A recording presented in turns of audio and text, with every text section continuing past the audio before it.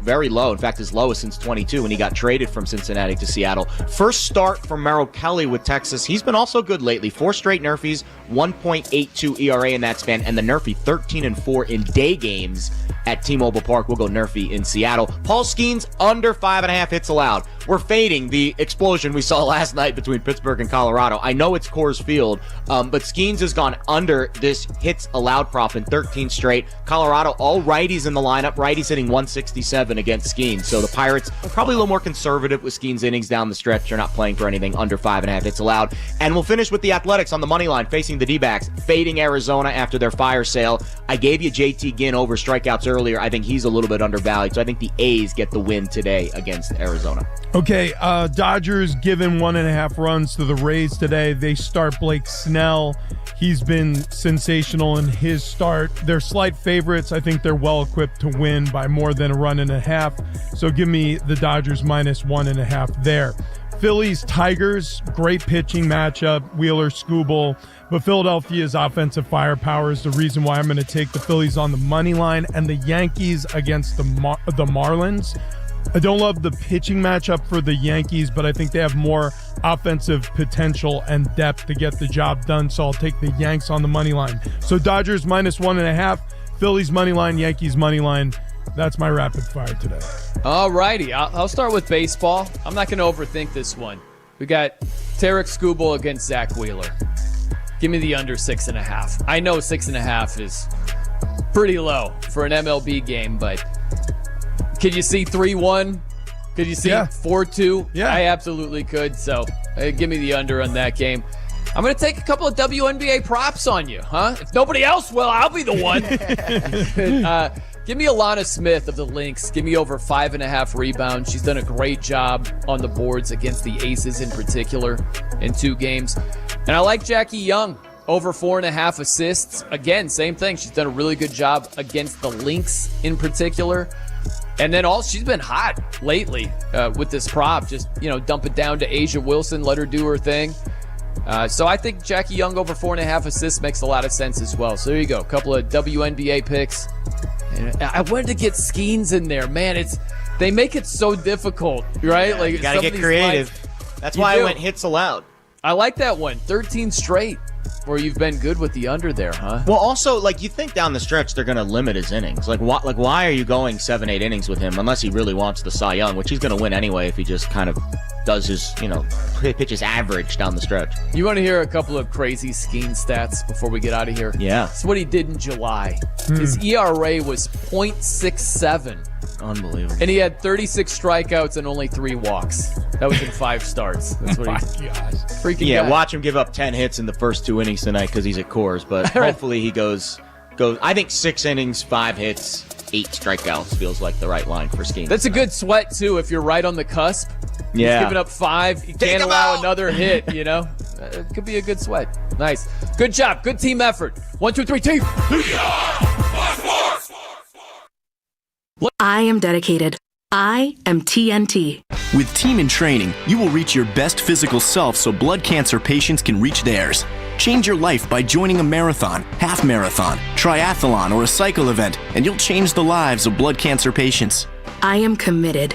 I am TNT. After 600,000 participants and almost $1 billion raised for treatments, TNT has helped the Leukemia and Lymphoma Society make a significant impact in the advancement of blood cancer therapies that save lives every day. I am making a difference. I am TNT. Join TNT. Expand your circle of friends to be part of a very special community. Train with world-class trainers and have the chance to be part of the most exciting endurance sports events in the country. Or train on your own schedule with TNT Flex. Join TNT and fundraise while you train and take part in getting us all closer to a world without blood cancers. Join TNT now. Go to teamintraining.org. When businesses thrive, communities score. That's why Bank of America is the official bank of FIFA World Cup here in the Bay Area. And our more than 110 local business specialists are ready to help your business win. What would you like the power to do? Learn more at bankofamerica.com/local business. Bank of America, official bank of FIFA World Cup 2026. Bank of America Corporation, all rights reserved. This is Larry Flick, owner of The Floor Store. Our summer sale isn't just hot, it's sizzling. Everything in our stores will be 25% off. At 2 years interest-free financing, that's smoking hot. Go to floorstores.com for directions. The Floor Store, your Bay Area flooring authority. Ain't nothing gonna break my stride. Nobody gonna slow me down. Don't let pneumococcal pneumonia break your stride. If you're 50 or older, you're at increased risk. So be proactive with Capvaxive pneumococcal 21-valent conjugate vaccine to help protect against invasive pneumococcal disease and pneumonia caused by certain types of pneumococcal bacteria. Capvaxive helps protect against the strains of bacteria that cause about 30% more IPD cases than any other pneumococcal conjugate vaccine in adults over 50, according to national-level CDC stats. Regional variations may exist.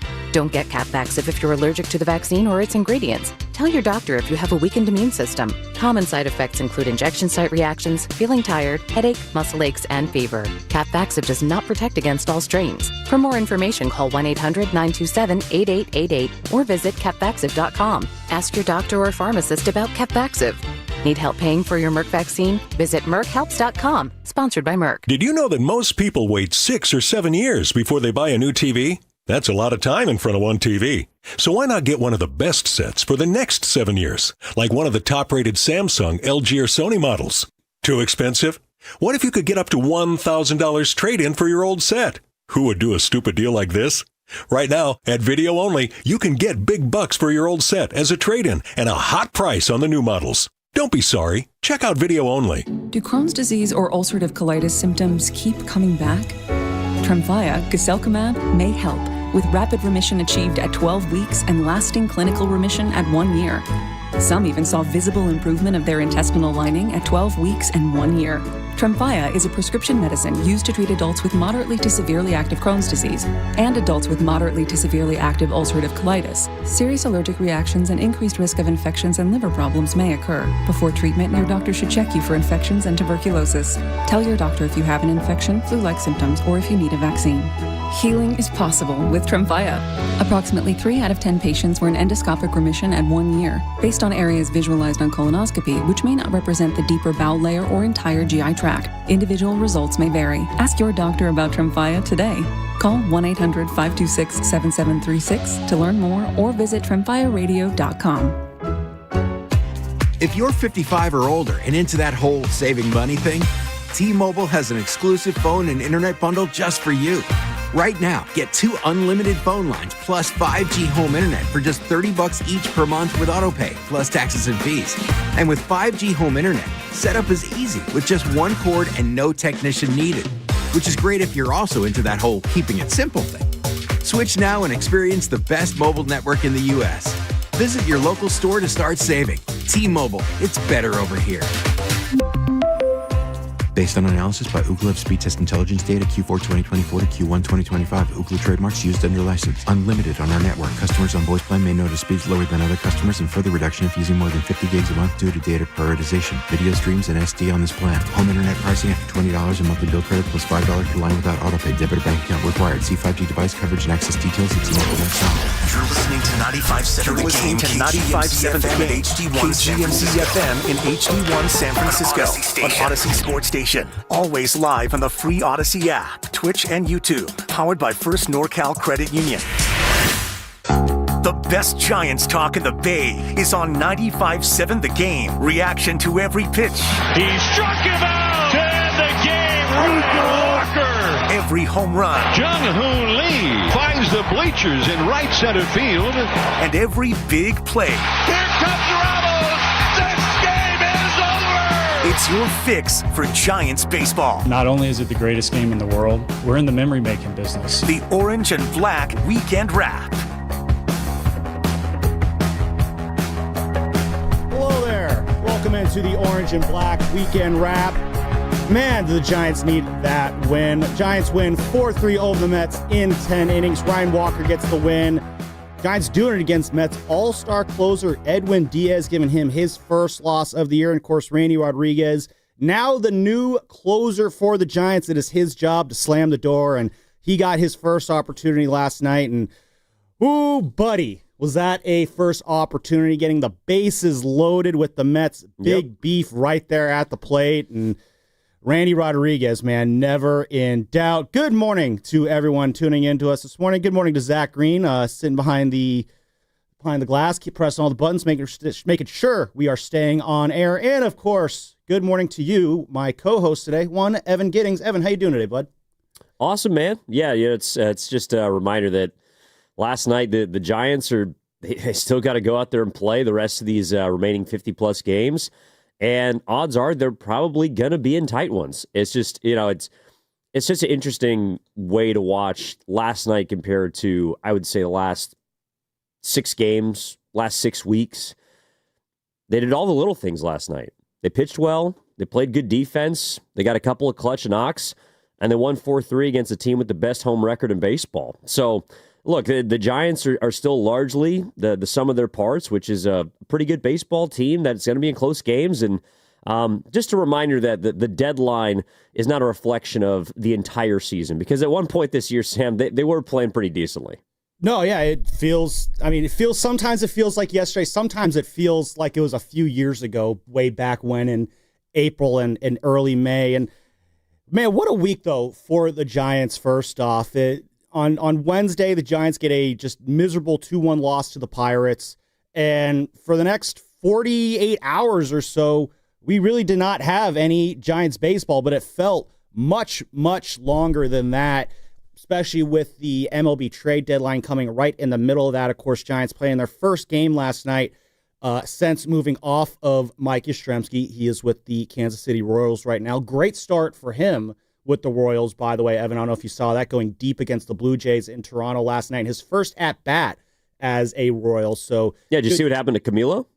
I was just about to get to that. As I was going to save him for third. I was going to bring up Tyler Rogers, who didn't do anything yesterday. He did warm up in the bullpen, and he did not get into the game, though. But that must have, I guess Tyler Rogers did get to fly back to New York with the Giants. So he got a little bit of extra goodbye time there, but yeah. He also gave the team his beer and his wine fridge. He did, yeah. Yeah, so he left it in the bullpen for all the boys. That's good, because they do love that beer and wine fridge in there. It's tucked that where they are in the clubhouse. When you walk in the clubhouse, for those who don't go in there, when you go to if you walk in and immediately to the left, that's where all the relievers have their lockers. And last year, Tyler and Taylor Rogers had the corner right there, and one of them, I couldn't tell which one because they're the same people. Had the fridge fully stocked with Bud Lights and wine right there in the locker. And, yep, still there, so good. I'm sure the relievers will be happy to have those cold brewskis. But, yeah, the Yankees, they got their first taste of the Camilo Doval experience, and I'm sure there's some people out there could say, well, maybe that's why the return for Camilo Doval was so low, giving up 3 runs to the Marlins in Miami last night. Marlins beating the Yankees 13-12. So rough first game for Camilo Doval, as the exact opposite of the great first game for Mike Yastrzemski. But we are talking about the Giants today, and again, they needed that win badly, Evan. And you mentioned, the little things. Last night they did get the little things done. Still 3 for 14 with runners in scoring position, which is not ideal. You got a great start from Robbie Ray. But I kind of want to start this off, but it's not a totally new team, Evan, but they are going to have to start. There's going to be a slightly different way. They're going to have to figure out ways to win, especially when it comes to that bullpen. Bob Melvin's going to have to kind of rework those last few innings there with Tyler Rogers gone, with Camilo Doval gone. Those were basically his 8th and 9th inning guys. And we saw the first attempt of that last night with Joey Lucchesi coming in the 8th inning. Jose Butto, the new reliever acquired in the Tyler Rogers trade, he got his Giants debut, and unfortunately got a pretty rough debut, a blown save in his first appearance as the Giants, I guess, 8th inning man. But yeah, so it's a slightly different team, but still very much the same team that we saw on Wednesday. Yeah, look, I mean, the difference last night was someone like Dom Smith steps to the plate in a big spot, infield in, got to put the ball in play, and he got the job done. I would argue in those situations the last few weeks, it feels like even the hitter prior, I think it might have been Bailey, they couldn't get the ball in play. Like, that is a team that strikes out, it feels like, the last 6 weeks. And last night, I don't know, and we're gonna talk about some of the messaging from the deadline in a bit, but I don't know if they felt like the pressure was alleviated by Buster Posey. The message was sent from the front office that this was a team not worth investing in. In fact, the team that they had to strip down but they didn't completely tear it down. I do think that Posey and this coaching staff and the front office in general believes the Giants are better than how they played, but they were in such a disastrous stretch that you couldn't afford to give this team any help. In fact, you had to turn the opposite direction. So, I think it's a good first step. They got a lot of games left, but the fact that this was a team that came in here and swept you about a week ago. Literally a week ago, yeah. Literally a week ago. I also thought it was kind of poetic justice that Rodriguez gets Mauricio, the guy who went 4 for 4 on Sunday Night Baseball and absolutely killed you with a 100-mile-an-hour fastball. It's so crazy how things can change very quickly. And obviously the Giants got to go right back and do it again today. Yeah, again, you mentioned the little things there, and the Giants kind of set the tone a little early on in the second inning. Matt Chapman draws a 7-pitch walk, which I don't want to say that sets a tone. I don't know if you set a tone with a walk, but you got to get things started one way or another. And if the Giants are going to have any sort of semblance of success in the post-deadline part of this season, they're going to need Matt Chapman to be that guy, that catalyst in that lineup that he has been throughout most of the year. So it was great to kind of see him start that off in the second inning there, drawing that walk. And then Casey Schmidt, right after that, ropes a double into left field. Well, first, I've got the Chapman walk, Flores singles to get Chapman over to third, and then the Giants' first at-bat with a runner in scoring position against the Mets this weekend. Casey Schmidt hits a double to left field. And, yeah, the Giants, right off the bat, have more hits with runners in scoring position this weekend against the Mets than they did all of last weekend against the Mets. So it was great to see them starting things off there, getting 2 runs on the board early to support Robbie Ray, who, again, 7 innings, 1 run allowed, 6 strikeouts. He pitched very well. The one, real blemish was the Pete Alonso home run in the 7th. But those are the hits early on the Giants have not been getting. And if they can, again, still 3 for 14 with runners in scoring position, so they weren't great. They could have been better in these situational moments. But they get that early knock there, and I got to think that probably that had to take a little bit of a weight off this team's shoulders, Evan, because you've been seeing it a lot with this team, especially they are so in their heads mentally right now. There is just so much pressing within this team where the later it gets into games, I think the more tight they get.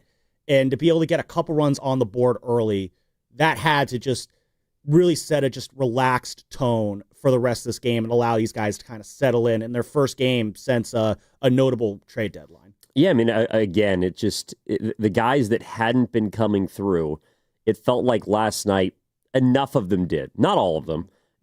Devers still struggled early in the game. He also turned on a 100-mile-an-hour fastball from Ryan Helsley. And he was the only guy that looked like he knew what he was doing at all against a power arm. But Patrick Bailey comes up with a big double in the middle of this game, a guy that has struggled mightily at the plate. Even defensively, there's been so many miscues and botched plays. Even a simple double play flip on a hard ground ball that Willie Adames makes, and then they barely get the guy at first. It's like those kind of 6-4-3 turns, we just haven't seen a bunch of them. So it's a reminder that this team is not the group, I believe, that just lost a 6-game homestand for the first time since 1896. But they're also a team that's going to be missing, quite a bit. They're not a great group, but if they pitch well, if they hit well, or I should say they get a couple hits, and they don't shoot themselves in the foot, this is a squad that can hang with anyone. The biggest issue for me watching them, Sam, over the last 6 weeks, it's the physical mistakes are going to happen. You're going to maybe even go 0 for 23 with runners in scoring position. You never know. This game is brutal that way. You never know. But what can you do to eliminate mistakes that are controllable? They gave away so many outs, it felt like, over the 6-game homestand. And they didn't themselves get enough outs. They didn't take extra bases. They gave extra bases. And when you give extra bases and outs to teams, whether they're great like the Mets or whether they're a crappy low-down team like the Pirates, who, by the way, have been playing better, you're going to get beat. So, again, the Giants controlling what they could last night, to me, was the difference. And, again, it's just a reminder, like 48 hours ago, the sky's falling and the season's over, and then they walk into Citi Field, and you're like, well, maybe these guys aren't as, absolutely dog bleep as we thought. They still have an 8.6% chance to make the playoffs. Yeah, I don't know about all that, but playoffs. I don't know, man. You're telling me there's a chance. Shout out to those who are watching on YouTube. Brought to you by First NorCal Credit Union. For a low rate auto loan, apply online or just ask for First NorCal financing at the dealer. Mickey D, Skills, no. I see you guys there. Glad to have you guys with us this morning. No. You're right. Ryan Walker did pitch well. He's been pitching very well of late. I talked about, Evan, this team's going to have to find new ways to win. And a big part of that, of what I mean, is it's going to be with the bullpen. And you saw that last night because, again, you don't have your 8th inning guy. You don't have your 9th inning guy. And so Bob Melvin's going to have to kind of configure what everybody's bullpen roles are. And that's going to be the first kind of interesting task, I think, to see him undertake. And Bob Melvin, who last year, I think, had a kind of a rough time figuring out what he wanted his bullpen roles to be early on. And once he did figure things out, the bullpen did settle in. He's going to have to do that now mid-season with a little less talent there. And again, starting off with the 8th inning last night, I thought it was kind of an interesting option going to Joey Lucchesi. I know he has been pitching pretty well. They did have Jose Butto warming up in the 7th inning there. And again, I know it is after a win, but the Giants did have a 3-1 win. It looked like they were going to set Robbie Ray up for what would have been his 10th win of the year. Lucchesi comes in, gets into trouble. They almost got out of it. You have that would have been a double play ball that bounces off his foot. Yeah. Ends up scoring a run. That's just a tough luck play there. Butto comes in, isn't able to finish the job. But an interesting first 8th inning without Tyler Rogers because, 48 hours ago, that would have been Tyler Rogers' inning. So an interesting approach there with the bullpen with Lucchesi and Butto, I thought, first off. I would have just gone maybe on Jose Butto in that 8th inning there. But, again, this is the early nitpickings we're going to be doing with Bob Melvin's new bullpen here. Yeah, I mean, I didn't have a huge issue with it. Lucchesi has been, though I think he's probably pitched a little bit above his talent, but he's been really good for you. He really, yeah. And also, look, you bring him in to face the 9-hole hitter, and then Nimmo's a lefty. You'd rather have Lindor hit right than left. Soto's a lefty. Like, I understand why he probably went to Lucchesi instead of Butto. Maybe even Walker could have pitched in that situation. But it happens. I thought it was interesting the way that he staggered some sort of the back end of the bullpen because the one thing that Melvin now has to do is he's got to trust these guys. He's got to trust these guys with their new roles. And I thought that the early returns, while they were, a little shaky, specifically from Lucchesi, I thought Walker looked really good. Only a 7-pitch inning, but the most important part for him is throwing strikes. 2 out of the 3 batters he faced, first pitch strikes. Randy Rodriguez, in classic Giants closer fashion, had a very rocky inning, had a very adventurous inning, a torturous inning, some might say. But that's one of his first real opportunities on a big stage to close out a game. Remember all the way back, I believe it was earlier this year in Colorado, where Randy Rodriguez came in with his first real 3-out save opportunity, and he blew it. Okay, well, everyone was unhappy because they didn't get a 3-game sweep of the Rockies, but that's a learning experience for Rodriguez that now, 2 months later, comes into play when he goes into Citi Field and has to bear down to get that final out, when he's got the bases loaded, when he's got 45,000 screaming at him. So, again, baseball is a game that's it's cyclical. It comes back, and to me, you saw the benefit of blowing a game to the Rockies earlier in the year. Now in a game that, to be honest, doesn't mean as much because of the Giants' place in a potential postseason push. It helps the young guy in a position that he's now going to have to take over as closer of this baseball team. Yeah, again, last night, the Giants put this stat out this morning here in the notes they send out. Last night was the 6th time that the Giants were in a situation where you have 2 outs in the 9th inning or later, and you're up 1 with the bases loaded. So that's 6 times the Giants have been in that situation. They've come out with the win in 5 of those situations. The only other time they did not come through, that 6th time, was what we were just talking about there, or what you were just talking about right there, which was Randy Rodriguez in Colorado against Orlando Arcia. So I do like looking at that as a learning experience. And yeah, that was a big boy moment for Randy Rodriguez. Then firing that 100-mile-an-hour fastball by Ronnie Mauricio, a guy who was just tormenting you last weekend, that had to feel good. Just a lot of it felt like retribution in that win last night. A lot of pent-up frustration from that series last week. And you mentioned that Patrick Bailey double he roped down the right field line. Again, it was a week ago tonight, Evan, that the Giants' 2-1 loss to the Mets ended with Patrick Bailey hitting a liner up the right field line that Pete Alonso sprung up 15 feet in the air to snag. I'm exaggerating a little bit on the leap there, but then last night, Bailey does get that hit to go down. So seeing Randy Rodriguez come in looking for his second save opportunity in a similar situation that he had last year and didn't come through, seeing him come through there. If you want to believe that this Giants team can do make any sort of semblance of a run in the second half, it's going to be, improvement moments like that. Seeing Randy Rodriguez, in a moment he struggled in earlier, getting better in the next time. It's Patrick Bailey getting those hits that maybe a week ago just did not fall. Some of it is luck. Some of it is these guys do just need to elevate their play down the stretch. But when you look at this team still, the lineup is still very much, this lineup is not very much. The lineup is basically the same. I mean, obviously you don't have Mike Yastrzemski. You did see Luis Matos in right last night. Grant McCray, he'll be getting some at-bats in right field as well. Hopefully he's cut that strikeout rate down from when he was down, he was in AAA. But this team, and Bob Melvin kind of spoke about this before the game. Maybe we'll hear from him in just a moment. But there are still expectations that this team should be competing. There are still expectations that this team should be trying to win as many baseball games as possible and finish with as good of a record as possible. Coming into the season, I saw this as maybe an 85-win team, and I still think this team has the talent to reach that plateau, and if they overperform a little bit, they could squeak up into that 87, 88-win plateau there.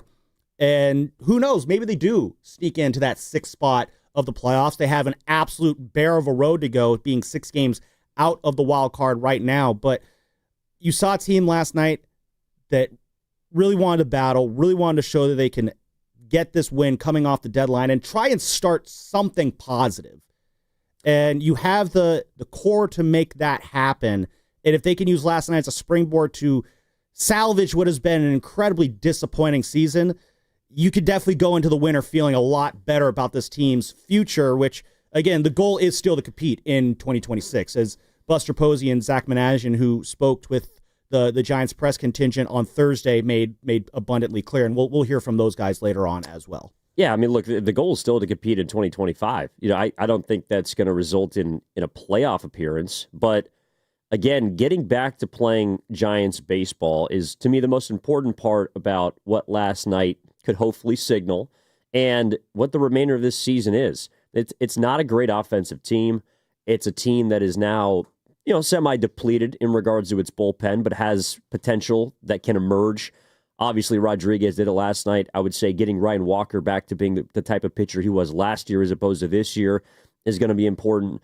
And then seeing which guys you want to have on this team in the future. Is Patrick Bailey the catcher of the future for this team? Is someone like Jung-Hoo Lee the center fielder of the future for this team? Is Casey Schmidt going to be your starting second baseman going into next year? There's a lot of questions about this roster. And something as simple as last night, like in the second inning, I thought it was interesting that a couple of the guys that I just mentioned, Schmidt comes up with a double.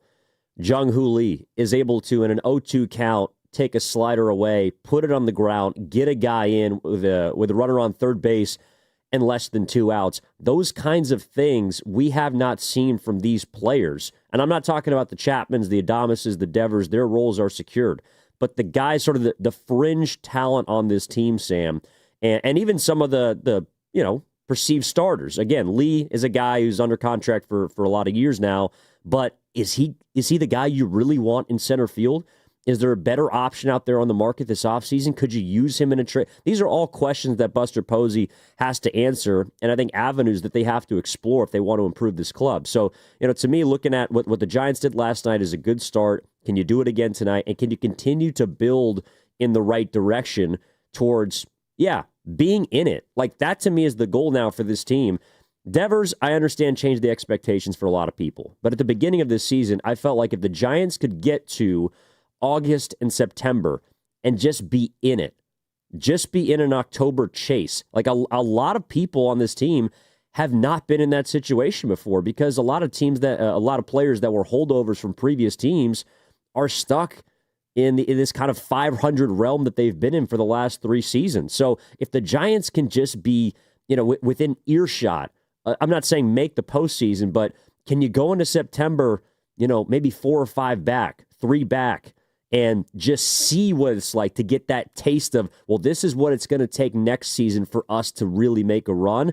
That, to me, is the most important part about the remaining 2 months of this season, and I think the goal for this baseball club. Yeah, you got 2 interesting things there that I like. The first thing you said is kind of, setting things up for next year. What can we see from these guys? Because when I look at this lineup, Evan, as we all know, there's 9 spots in the lineup. Not breaking any news there, which actually, speaking of breaking news, I know this is a baseball show. I do need to share some that just broke. Bit of a shams bomb. The Los Angeles Lakers and NBA All-Star Luca Doncic has signed a 3-year, $165 million max contract extension with the franchise with a player option for 2028. If this was a basketball show, we'd probably spend more time on that, but we are a baseball show. But I definitely want to at least just get that out there as news is happening within the NBA there. But yeah, getting back to baseball, though, when I look at the 9 spots in this Giants lineup, Evan, I see 3 spots that are absolutely accounted for going into 2026. And it's no surprise there. It's Rafael Devers, it's Willard Dibs, it's Matt Chapman. As far as I'm concerned, all the other 6 spots in this lineup are very much up for grabs in 2026. I look at Jung Hoo Lee and I look at Elliot Ramos. I see those guys, they're on the fence.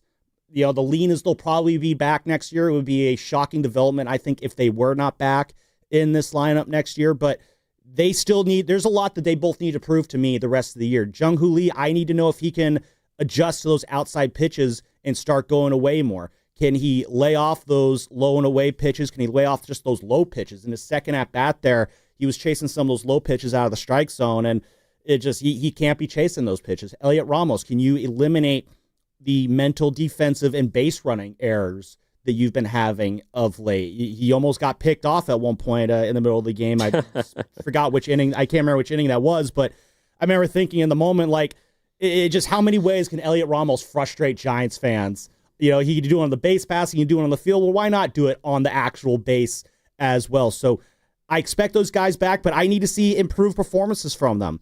Everyone else, though, in this lineup, Casey Schmidt, there was a 2-week stretch where you look like you could be the guy. Now I'm starting to wonder if you really are. Maybe we do need to go back and see what Tyler Fitzgerald can offer there. Patrick Bailey, I'll be honest, Evan, if the Giants go into this offseason looking to make a change at catcher, the other day we were talking about, we were talking pie in the sky a little bit about Adley Rutschman.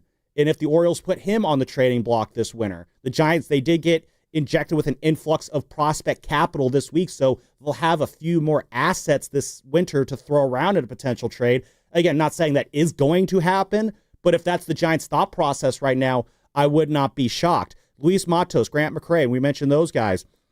Can they, in either one of those guys, seize the right field job this year and take that off of Buster Posey's plate of things that he has to worry about? So there are still question marks up and down this lineup here. Guys need to prove themselves, and if guys need to prove themselves, I expect an elevation of their games to where it, like a rising tide lifts all boats. If all these guys can elevate their games enough down the stretch to where it elevates the team as a whole and you have a strong finish to the season, yeah, you feel good going into 2026. And the other part you mentioned, Evan, is, competing, being in the mix here at the end of the season.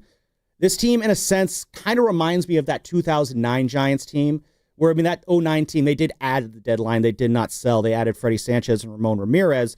But that was a team that was good enough to compete for a playoff spot, but not necessarily get a playoff spot. But they were still in it at the end. Fans were excited. Fans were at the yard. And it left a very pleasant taste in your mouth after 2009, which set up, obviously, a very magical 2010. So if the Giants can get that kind of production, answer some of these lineup questions going into next year, and just make for a thrilling finish to this season, even if they don't make the playoffs, it's still possible for Giants fans to come away from this season feeling good about how this season went and feeling good about the direction of where this team is going. Yeah, I think the deadline, which we'll obviously talk about, it alleviated the pressure of expectation. The expectation for this team is to be competitive. Yeah, it's to go out and try and win every game. But when you sell at the deadline, you're sending a signal to your club that they're not worth investing in. And that's a sobering feeling. As I have to imagine a lot of these players are maniacal competitors, and their front office, who, by the way, is run by one of those maniacal competitors, Buster Posey, just told you you're not worth it. In fact, we're going to take help away from you. We're going to take a strength of our team, which is the bullpen, and shout out to Yaz too, but we're taking a strength of our team and we're stripping it from you in order to get something to help our future. Like, that's a shot across the bow. And so, I was encouraged by the way that they responded last night in New York. There's really no other way than to just forge on. But the Giants got a lot of work to do. Yeah, I think right field is wide open. I would say the catching spot is wide open going into next season. Second base might be open. Couple of the starting spots, maybe even the back end of the bullpen, not named the closer. Like, they got a lot of questions right now. Manager might be wide open at the end of this season. Well, we'll be getting to that at some point in this show as well. 888-957-9570 is the number. You can call us or text us on the Boxer and Gerson Work Injury Attorneys text line. Again, 888-957-9570. Shout out to Bruce, by the way. Shout out to Bruce. Is the number. Want to hear from all the Giants fans this morning. How are we feeling about the Giants post-deadline? What do we feel about the haul that came back for the guys the Giants trade away? What are your expectations the rest of the way? We take any and all Giants takes on this show, so we definitely want to hear from you. We'll be talking about this more on the other side. And yeah, Evan, you bring up a good thing there. The message that was sent, because Buster Posey and Bob Melvin both spoke on what that message will be, and we could make our own interpretations in terms of what message was sent this week. All that and more coming next on The Wrap, brought to you by Fremont Bank. Here for you, here for good. Hey, it's Willard Dibs for Safeway. Enjoy these amazing deals for Safeway members, and as always, save up to 20% weekly on hundreds of exclusive offers with For You on the Safeway app. How about this?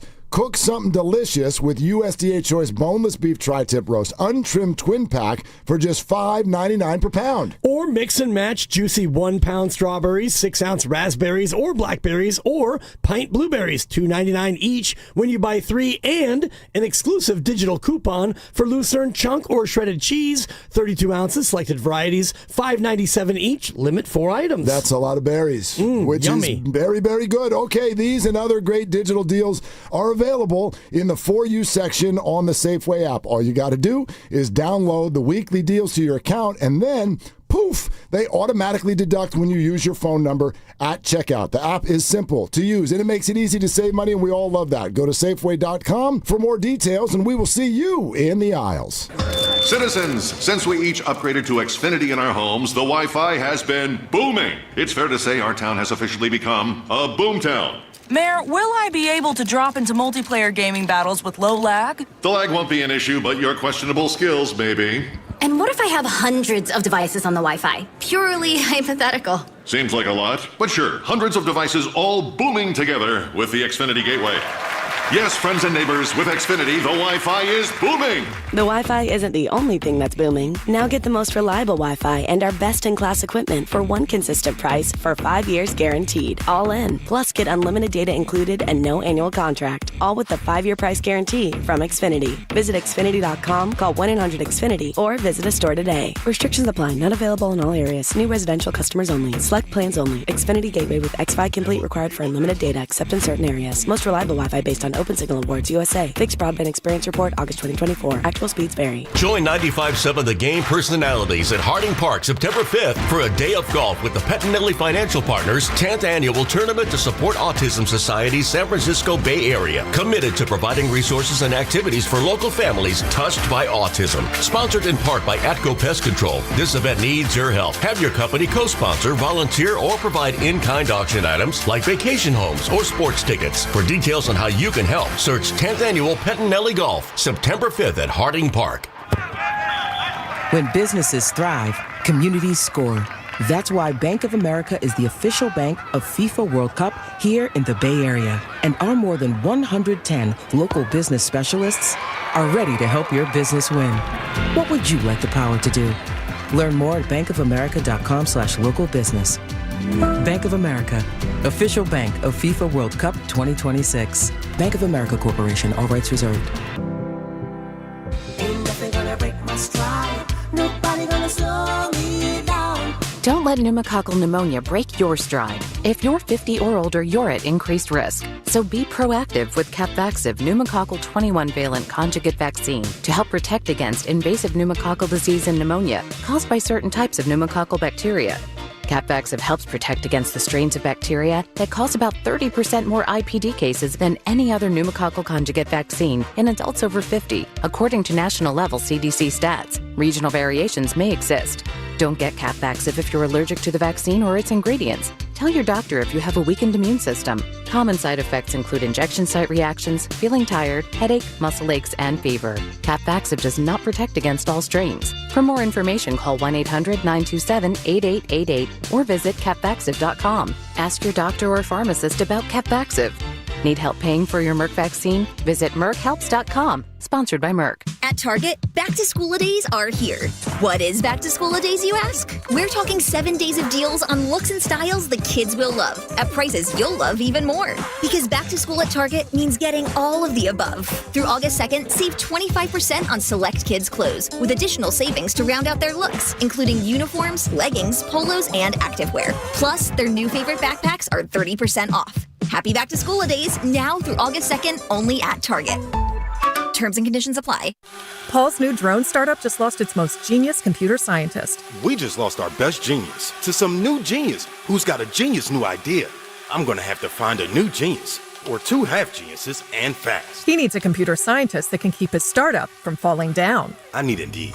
Indeed you do. When you sponsor a job on Indeed, it's easier for talented candidates to find it, which makes it easier for you to hire them. Visit Indeed.com/credit and get $75 towards your first sponsored job. Terms and conditions apply. America's favorite car show returns to the Bay Area with the crown jewel of hot rodding. Don't miss the 38th West Coast Nationals Good Guys Car Show, August 22nd through 24th at Alameda County Fairgrounds in Pleasanton. For your chance to win tickets, visit 957thegame.com.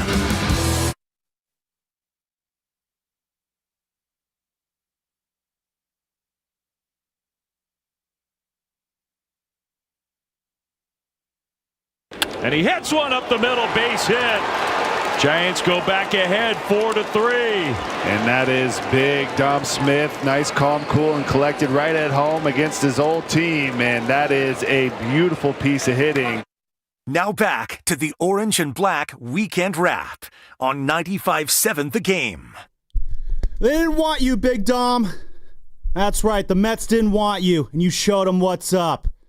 Dom Smith with the big RBI go-ahead hit in the 10th inning. Gave the Giants the 4-3 lead. Dave Fleming, Hunter Pence on the call for NBC Sports Bay Area there. Giants get the 4-3 win over the New York Mets in Queens last night. First win out of the trade deadline there. And boy, did the Giants need that one. And always fun to see guys come through and deliver against their old team. Dom Smith playing against the Mets once upon a time, and as I say, that is why he's the real Big Dom, not that fraud out there on the sidelines in Philadelphia. So love seeing that. But again, I mentioned last segment before the break, we did have some non-baseball breaking news. This coming in from Sham Charania. Lakers and Luca Doncic agreeing to a 3-year, $165 million maximum contract extension with a player option for 2028.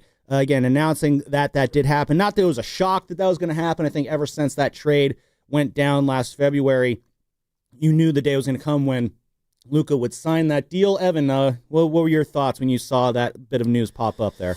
Well, number one, it sets him up to make a ridiculous amount of money after he's done with this 3-year extension. The 2028 projected contract right now for him would be a max of 5 years, $417 million, which is about 83 per year. So contracts are moving in a northern direction in the NBA. And then Lakers got a new face of their franchise. It is no longer LeBron James's team. And the Lakers are now run by Luca Doncic. They are now, or I should say, represented by Luca Doncic, and they are represented by Bill Duffy. I believe he's the agent for Luca, DeAndre Ayton, and a couple of other players on that Lakers team. So it's kind of I thought it was interesting to see the way that sort of the behind the scenes stuff transpired in Tinseltown with Luca sort of usurping LeBron not opting in. Is it his last season? Is he going to go somewhere else? Who knows? But overall, it's official now. The Lakers have the next face of their franchise, and in a storied one, it's going to be Luca Doncic, and it's going to be a slimmer face this summer, Sam, because you had a chance to check out that Men's Health article. I thought it was an AI image at first, No, based on how skinny he was, but that was the real chiseled Luca Doncic there on the cover of that one. And yeah, you mentioned it. It's no longer LeBron's team, and it's LeBron. He's got a year left on this deal, and it feels like the sun is finally starting to set on the LeBron James era in the NBA. He's going to be going into his age 41 season next year, and this trade's always made sense for the Lakers because they are, again, it's the Lakers. They've always had that larger-than-life icon at the center of this franchise, and the Lakers were smart. When things were coming to the end of the Kobe Bryant era, they didn't have a direction to turn to. They didn't have a guy that they can build around. And they stumbled through the wilderness for 4 or 5 years before LeBron James decided to go make Space Jam 2 and join the Lakers. Lakers not making that mistake again. They know that LeBron's time is coming to an end, and they are jumping on the next guy. And Luka Doncic, they are making it official. What, again, we already knew back in February. It's the Luka Lakers now. That's what's going on there, and they will be building around him, and it makes for an interesting season there. How's LeBron going to handle basically being not the guy on his own team anymore? Because as you said, it is Luka's Lakers. It's never happened. Yeah, I mean, even on the Heat, he was still his team basically, even though it was Dwayne Wade's team that he was joining. I mean, in 20 years, it's never not been LeBron's team. So it's going to be interesting for sure. And I still like the Warriors' chances against him, but very interested to see how skinny Luka plays this season. Yeah, and again, if the Warriors, that's kind of what they've been trying to do, is figure out what their post-Steph guy is going to be. It was supposed to be Jonathan Kuminga. I don't have Kuminga Crisis in front of me, so I'm not going to play it. But it that won't. Was not. Yeah, it won't. No, it's not. It's not going to happen. That is not going to be the case. So 888-957-9570 is the number as we transition back into baseball. I do want to go to the calls because we got one of our regulars on the Wrap on the line. One of my newest Twitter followers, and I gave him a follow back this morning. Mitch in New Jersey. Mitch, how are we doing today, buddy? How we feeling about these Giants? What's up, Mitch? How you doing, guys? I'm doing well, thank you. Hot. I hope it's nice out there. Well, you guys don't get the humidity. Oh, it's beautiful weather here. Oh, yeah, 58 and foggy, Mitch. The best. Say, I know it's cool and everything. Only thing that's not good is the real estate taxes. Cost of living, I hear. So how? I mean, do you see? Doing well. I was looking at that article. The Laker guy, Luca. I mean, he's a little short compared to Aaron Judge, and I think. I guess the Aaron Judge diet workout gets anybody in shape. Maybe I should sign on for it because I don't have a lot of time left. I'm being facetious here. Yeah, I'm hoping LeBron can play next year because I bet you Bryce will want to come out. But that's maybe it's his pipe dream too. Yeah. Giants, it's like one step forward, one step back, maybe a little more. But I'm glad they got younger. And when they traded for Devers, I really thought they were really going in for it and make more moves. But, they didn't do as well as, say, the Padres. And some of these teams that gave all these trades, I wonder if they had enough guys to fuel a team the next game after the trade deadline was ended, especially like Minnesota, Marlins, and I think there's another team that gave up quite a few plays. But hopefully this winter in free agency, I'm glad we got to restock our farm system. But this year in free agency in the winter, we have to get the big one. We can't let it go away. Like Aaron Judge, Harper, Bryce Harper, even Correa. I think I missed one more guy, but there's a laundry list of them. Yeah, of course. Yeah, Krieger, Simeon. Yeah, Giants missed out a lot. Maybe they have to do it through the trade route there this offseason, Mitch. There's still 2 months left of baseball, though, Mitch. The Giants still have games to play. They still have games to win. Are you expecting them to still make some sort of push, or are you looking at these next 2 months as like, you know what, whatever happens, I just want to see guys develop and get better? I want to see guys develop and get better, but they still have 3 pretty good starters. We kept them. And our lineup is top 15. He's not saying a lot, but we still have a pretty decent lineup. We just have to get a slugger next year. That's what's missing, a slugger. And we have to kind of fix the bullpen too. Awesome. We're still playing. There's no tanking in baseball. It's not worth it, really. I agree with you on that one, Mitch. I prefer my teams to win as many games as they can, and thank you very much for the call, Mitch. Always great to hear you on the wrap. And yeah, I always like my baseball teams to finish with at least more wins than losses. That's just my base expectation. Can you at least just give me that? And if this Giants team can at least finish with a winning record, show me something positive. Like Evan, for me, my definition of progress with sports teams is it's kind of simple. I want to feel better about the direction of my team at the end of the year than I did at the beginning. That is my sign that there is progress. And the reason things did not end well with the Farhan Zaidi, Gabe Kapler era is because too many times the season ended with you feeling worse about where the direction of the team than better.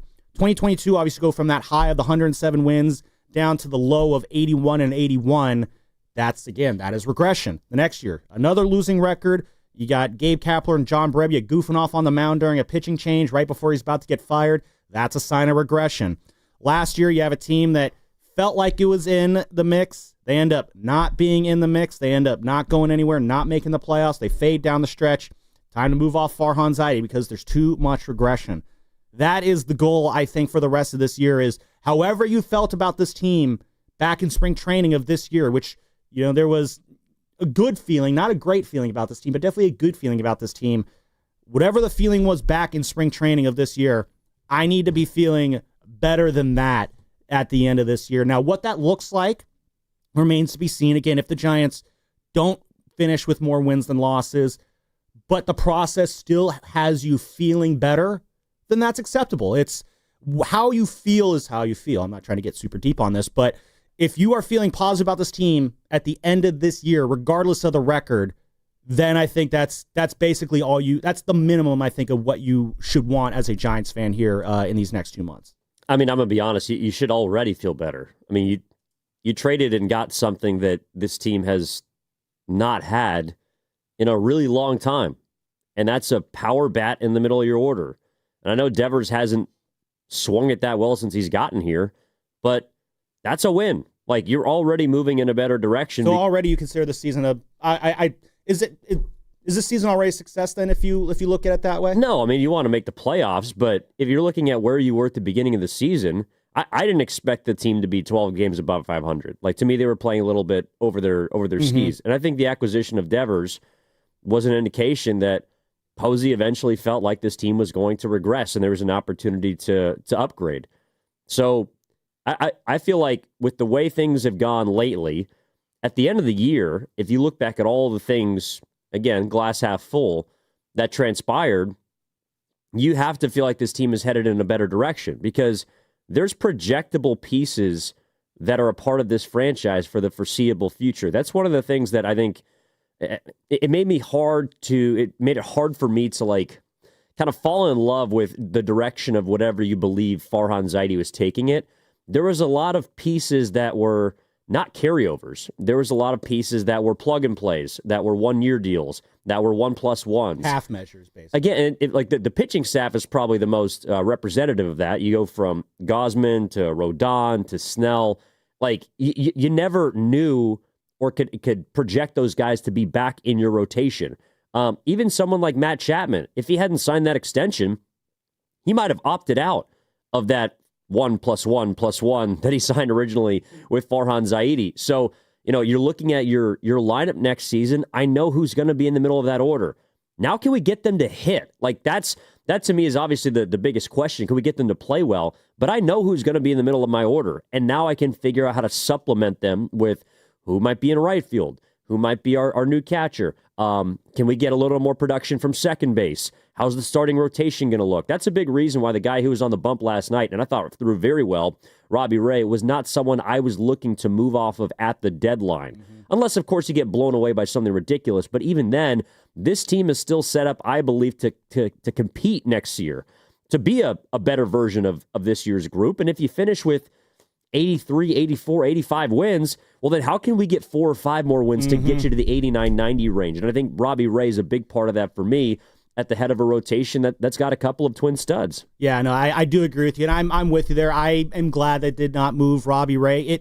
It crossed my mind, though, a little bit, especially on Thursday morning. I was pretty adamant on don't trade Robbie Ray, and then I see the deal that the Blue Jays made with the Guardians for Shane Bieber. They got the Guardians got the Blue Jays number 5 for a guy who hasn't thrown a pitch of consequence since April of 2024. And then I saw the return that the Diamondbacks got for Merrill Kelly, who they shipped off to the Rangers. They got 3 top 13 prospects from the Rangers there. It would have taken a deal probably like that for the Giants, I think, to part with Robbie Ray, maybe something a little bit better than that, considering the value the Giants have in Robbie Ray. But I'm right there with you, Evan. One of the things I do like about what Buster Posey did, in his deadline here, was he did very much keep open the possibility that 2026 is still very much in play here. And we were talking about before we went to the break, what the message to this team was. And, it was on Steiny Guru yesterday. Yeah, or the other day, they were having, I think it was yesterday. Yeah, they were having a discussion, should Buster or Bob have spoken to the team and delivered a message? And I heard they were arguing. I went to the studio, and Rizzo and Carter were back there because you were obviously you were off. You were done for the day, and I was like sleeping. Yeah, I was like, what do they talk about? I was like, Guru's saying that Bob Melvin should have talked to the team, and Steiny's saying that Buster Posey should have talked to the team. And I'm sitting there in the studio, I'm like, I don't think either one of them needed to talk to the team. Like, these guys are professionals. Like, they know the job. They did not perform well enough. That is why they sold. But there's still games to be played. There's still a job to be done. So let's go out there and just do our jobs and play to the best of our ability. So Buster did talk about whether or not this team is able to compete the rest of this season. And when he addressed the media on Thursday, here's what he had to say about that. Yeah, nothing's ever out of the question there. I mean, we've got to play better baseball, plain and simple. We just haven't looked like the same team as we did at the beginning of the year. I felt like at the beginning of the year we harped on doing the little things right. It was clean baseball, and then we've kind of taken a 180. So we've somehow got to recapture that form, that style of baseball that we had at the beginning of the season. Losing a guy like Raj, like Doval, like Yaz. These are veteran players that do impact your team, but we still feel like we've got a group that should go out there and perform much better than they have, the last month or so. Again, if we're trying to extrapolate what Buster's message to this team is, it is very much simple. It's not all that different from what he said earlier this year. It's time to go. He talks about we just have to get back to playing good baseball. That's what he wants. He wants good, crisp, clean baseball. And that was kind of, I feel like, a message to the team, which is like, you guys are good enough to play up to the expectations that we have. This lineup is good enough to do damage. You have 3 guys in the middle of this lineup in Devers, Adames, and Chapman. Like, that is the core of a very, very good lineup. Now, you do need the guys outside of those guys to perform. Jung-Hoo Lee, Elliot Ramos, those guys are a big part of it. Lee has been, hitting a little bit better this year. He's going to be a guy with probably one of the bigger magnifying glasses on him these next 2 months here. But I feel like Buster is kind of saying, like, listen, there's a reality that they had to accept here. Buster said, I think, 4 or 5 times on Thursday that he wished that they were in a different situation. But he still believes that there's enough talent on this team that just because they sold off some pieces doesn't mean you guys suck. I'm putting it bluntly there.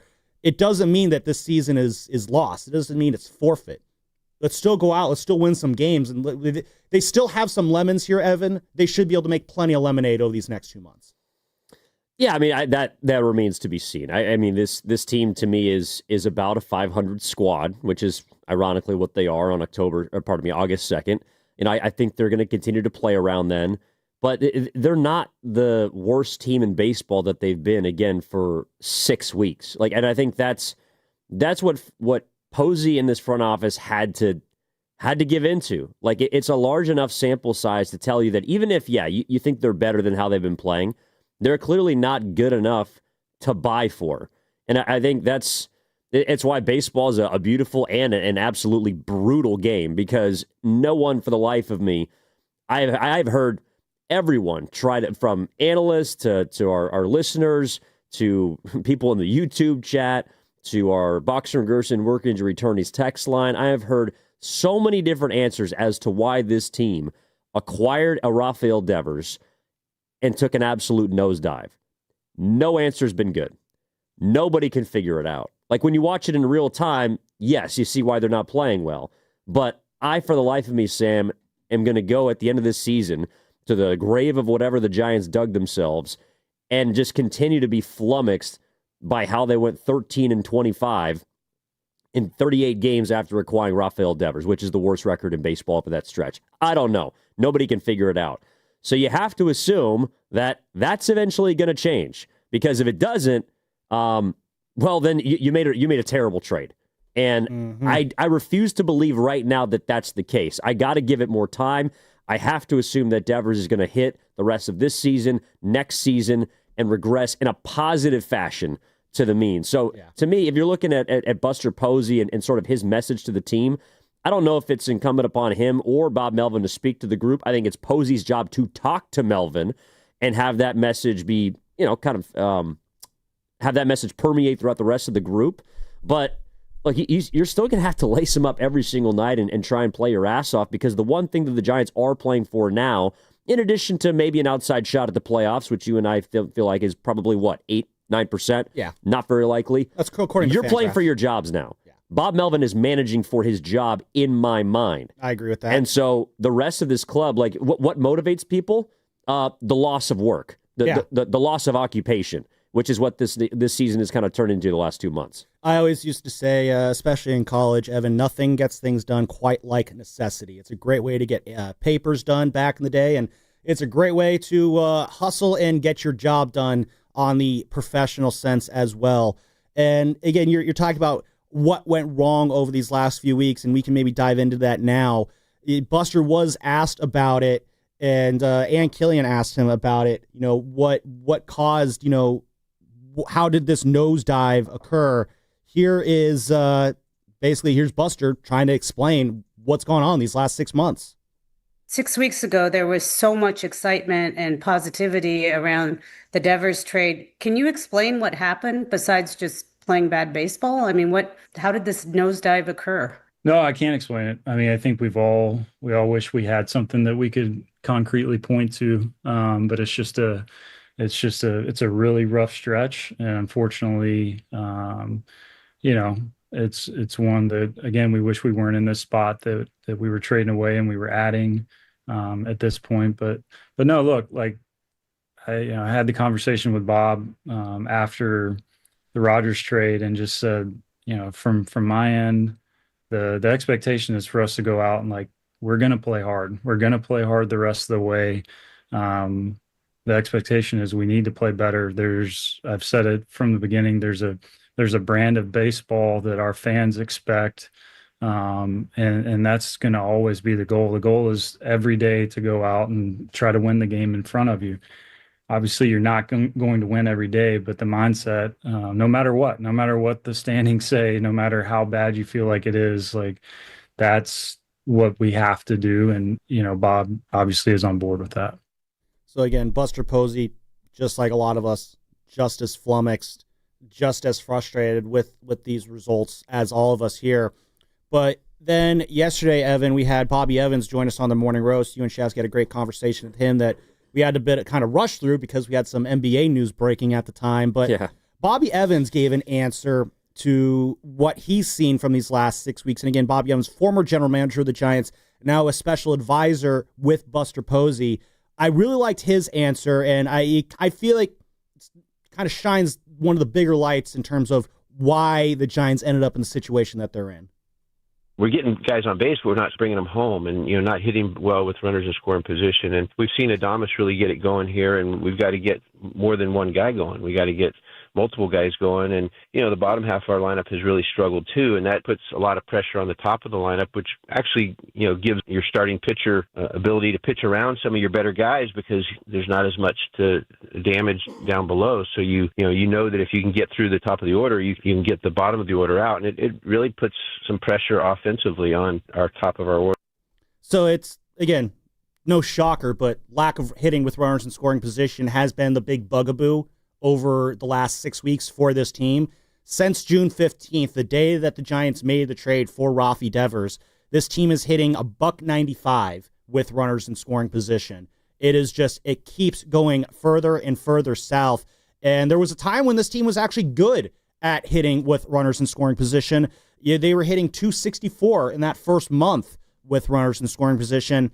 From the start of the season through June 14th, when they got to 12 and then 11 games above 500, they were hitting 250 with runners in scoring position during that time. And we can get into this more on the other side in terms of just how the runners in scoring position issues really just snowballed on this team. And it just got so out of hand that's how this team got into the situation that they're in right now. So we'll get into that on the other side, as well as we'll hear a little bit more from Bob Melvin as well, and some more from Buster Posey and Zach Managian. Just a reminder, we are coming to you live from the Laughing Monk Studios. Laughing Monk, righteously brewed in San Francisco. 888-957-9570 is the number. Giants fans, I want to hear from you, your thoughts on this team. Any and all takes, we will take them. Want to hear from all you guys. More Giants talk coming up on The Wrap, brought to you by Fairmont Bank. Here for you, here for good. The world's best amateur golfers are coming to San Francisco's iconic Olympic Club August 11th through 17th for the 125th U.S. Amateur Championship.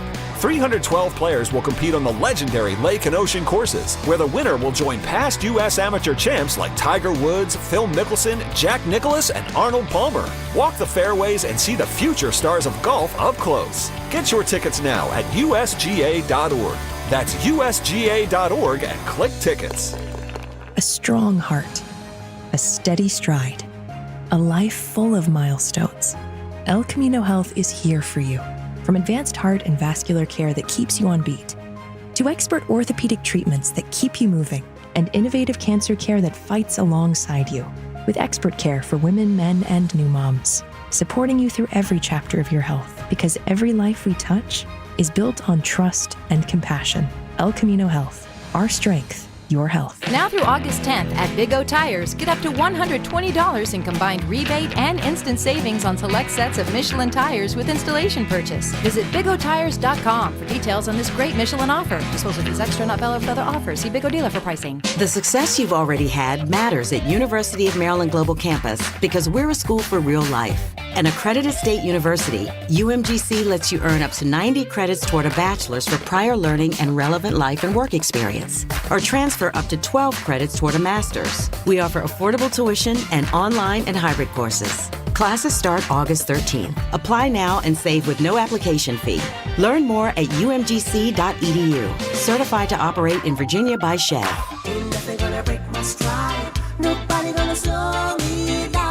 Don't let pneumococcal pneumonia break your stride. If you're 50 or older, you're at increased risk. So be proactive with Capvaxive pneumococcal 21-valent conjugate vaccine to help protect against invasive pneumococcal disease and pneumonia caused by certain types of pneumococcal bacteria.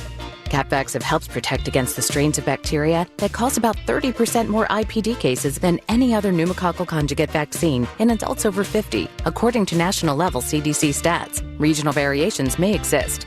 Don't get Capvaxive if you're allergic to the vaccine or its ingredients. Tell your doctor if you have a weakened immune system. Common side effects include injection site reactions, feeling tired, headache, muscle aches, and fever. Capvaxive does not protect against all strains. For more information, call 1-800-927-8888 or visit capvaxive.com. Ask your doctor or pharmacist about Capvaxive. Need help paying for your Merck vaccine? Visit merckhelps.com. Sponsored by Merck. Hey, Joy. Oh, you are glowing. Oh, hey. More like Mira joyed that Miralax helped me go. I was so backed up. Tried mega coffees, prune juice, everything. Then Miralax. And hello, gentle relief without the harsh side effects. Ooh, how does it work? It works naturally with the water in your body for constipation relief. Find Miralax today at Walmart. Use as directed for occasional constipation.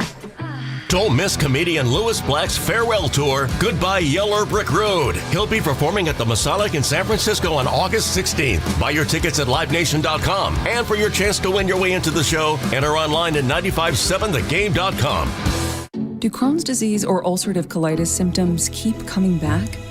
Tremfya, guselkumab, may help, with rapid remission achieved at 12 weeks and lasting clinical remission at 1 year. Some even saw visible improvement of their intestinal lining at 12 weeks and 1 year. Tremfya is a prescription medicine used to treat adults with moderately to severely active Crohn's disease and adults with moderately to severely active ulcerative colitis. Serious allergic reactions and increased risk of infections and liver problems may occur. Before treatment, your doctor should check you for infections and tuberculosis. Tell your doctor if you have an infection, flu-like symptoms, or if you need a vaccine. Healing is possible with Tremfya. Approximately 3 out of 10 patients were in endoscopic remission at 1 year, based on areas visualized on colonoscopy, which may not represent the deeper bowel layer or entire GI tract. Individual results may vary. Ask your doctor about Tremfya today. Call 1-800-526-7736 to learn more or visit tremfyaradio.com. You're listening to 95.7 The Game, KGMZ FM in HD1 San Francisco, on Odyssey Sports Station. Always live on the free Odyssey app, Twitch, and YouTube. Powered by First NorCal Credit Union.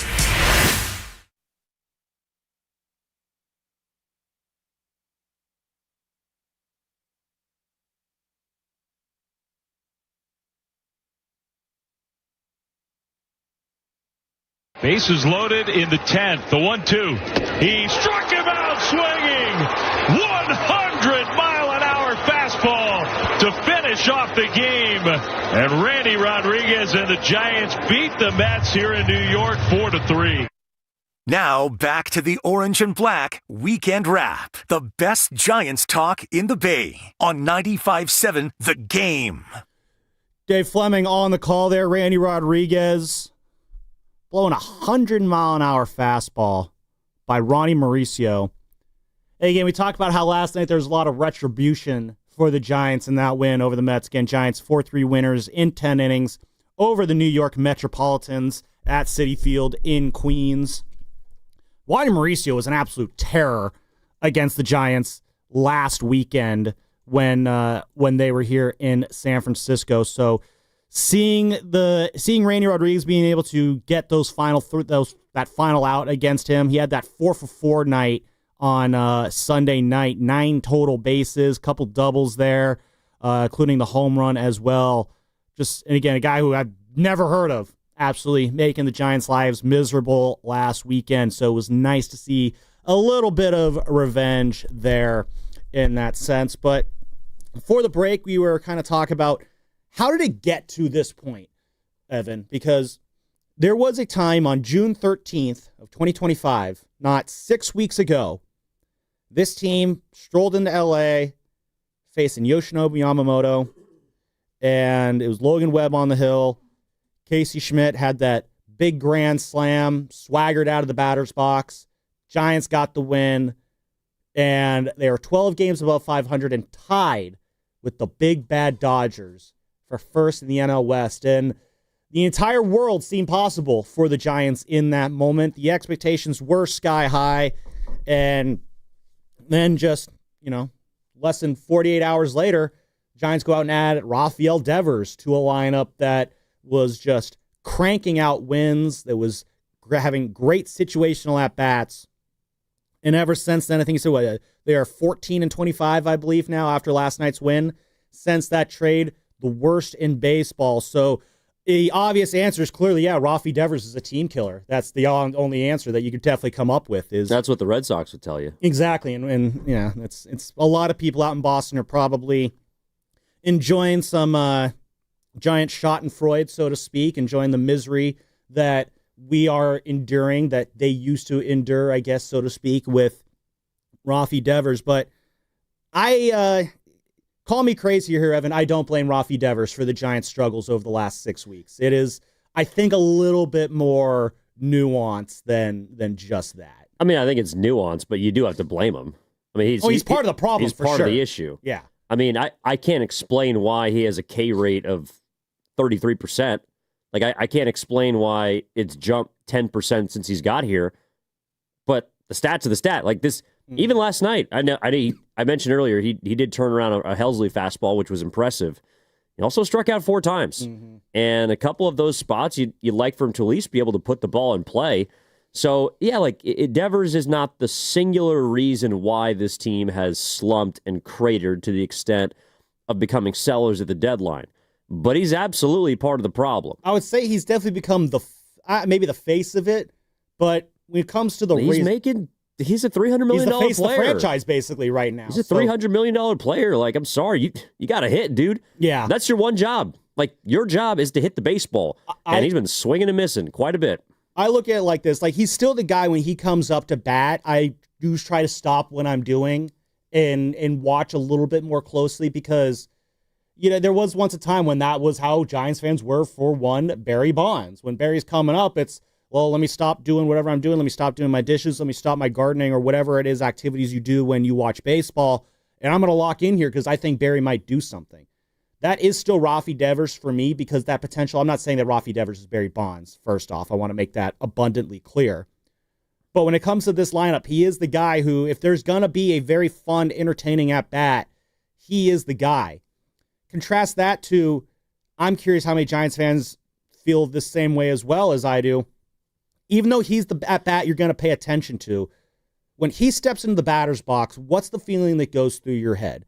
And by that, I mean, like, once upon a time when Buster Posey would step into the batter's box, you had this feeling like, all right, something good's going to happen here. And if it didn't, well, that's baseball. And if it did, you're like, that's Buster Posey for you.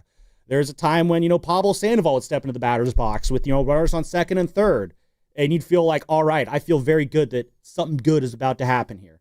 And if it did, you're excited. And if it didn't, well, that's baseball. What is the feeling, I wonder, for Giants fans when Rafi Devers steps to the plate? I don't think it's, oh boy, something good might happen here. I think it's, oh man, I really hope something bad doesn't happen here. And that's not the feeling you want to have with your premier bat, to where when he steps in the batter's box, you don't have that confident feeling that he's going to come through and produce in the way that your big bat in the lineup should. Well, it's kind of funny you say that. So I went to a couple of the games throughout the last homestand, one of which was on Tuesday night. I think it was the game they got two hit by the Pirates. Mm-hmm. Close loss, but anyways, I was sitting in the upper deck with a few friends, and some of them are big baseball fans. Some of them don't really watch the Giants. Most of them hadn't been to many games this year, and so a good mix there of opinions. So there's a lot of questions. People are having fun. I'd say it's a good mix of like casual, fans, which is, I think most baseball fans are. They tune in for a game. Maybe they don't watch every day, and they're wondering what's going on with this team. So one of my friends, she says, all right, who's the guy I should watch in this team? And I say, well, like the first baseman is their highest paid player. He's supposed to be their best player. So he comes to the plate, and he's got a big wide open stance. He's very striking. Big swings. And then at the end of the at bat, I think he struck out. She says, well, that wasn't that impressive. And I'm like, yeah, that's kind of the way things have been for the last 6 weeks. He's a big presence with a massive swing, and it just feels like the expectation is what she said, nothing impressive. And even when he's had a couple of moments, maybe it's because it happened in Atlanta, but really outside of 2 days, Rafi Devers he hasn't shown us much. And that's why over the last couple of months, one of my biggest asks or I think goals for the Giants, it's not just about Devers, but can they get Chapman, Adames, and Devers to hit and play and perform well at the same time? It's a little bit like what Bobby Evans told us yesterday on the roast. It's, you got to get these guys going at the same time. They're your best players. And I know that Chapman isn't going to hit, for a 900 OPS. Devers, can we get him in the 800, 850 range? Adames has been doing that for a month. Can he do it for another couple months? Maybe not to the level that he's performed, because he's been awesome. He's hitting like 300 since they acquired Devers.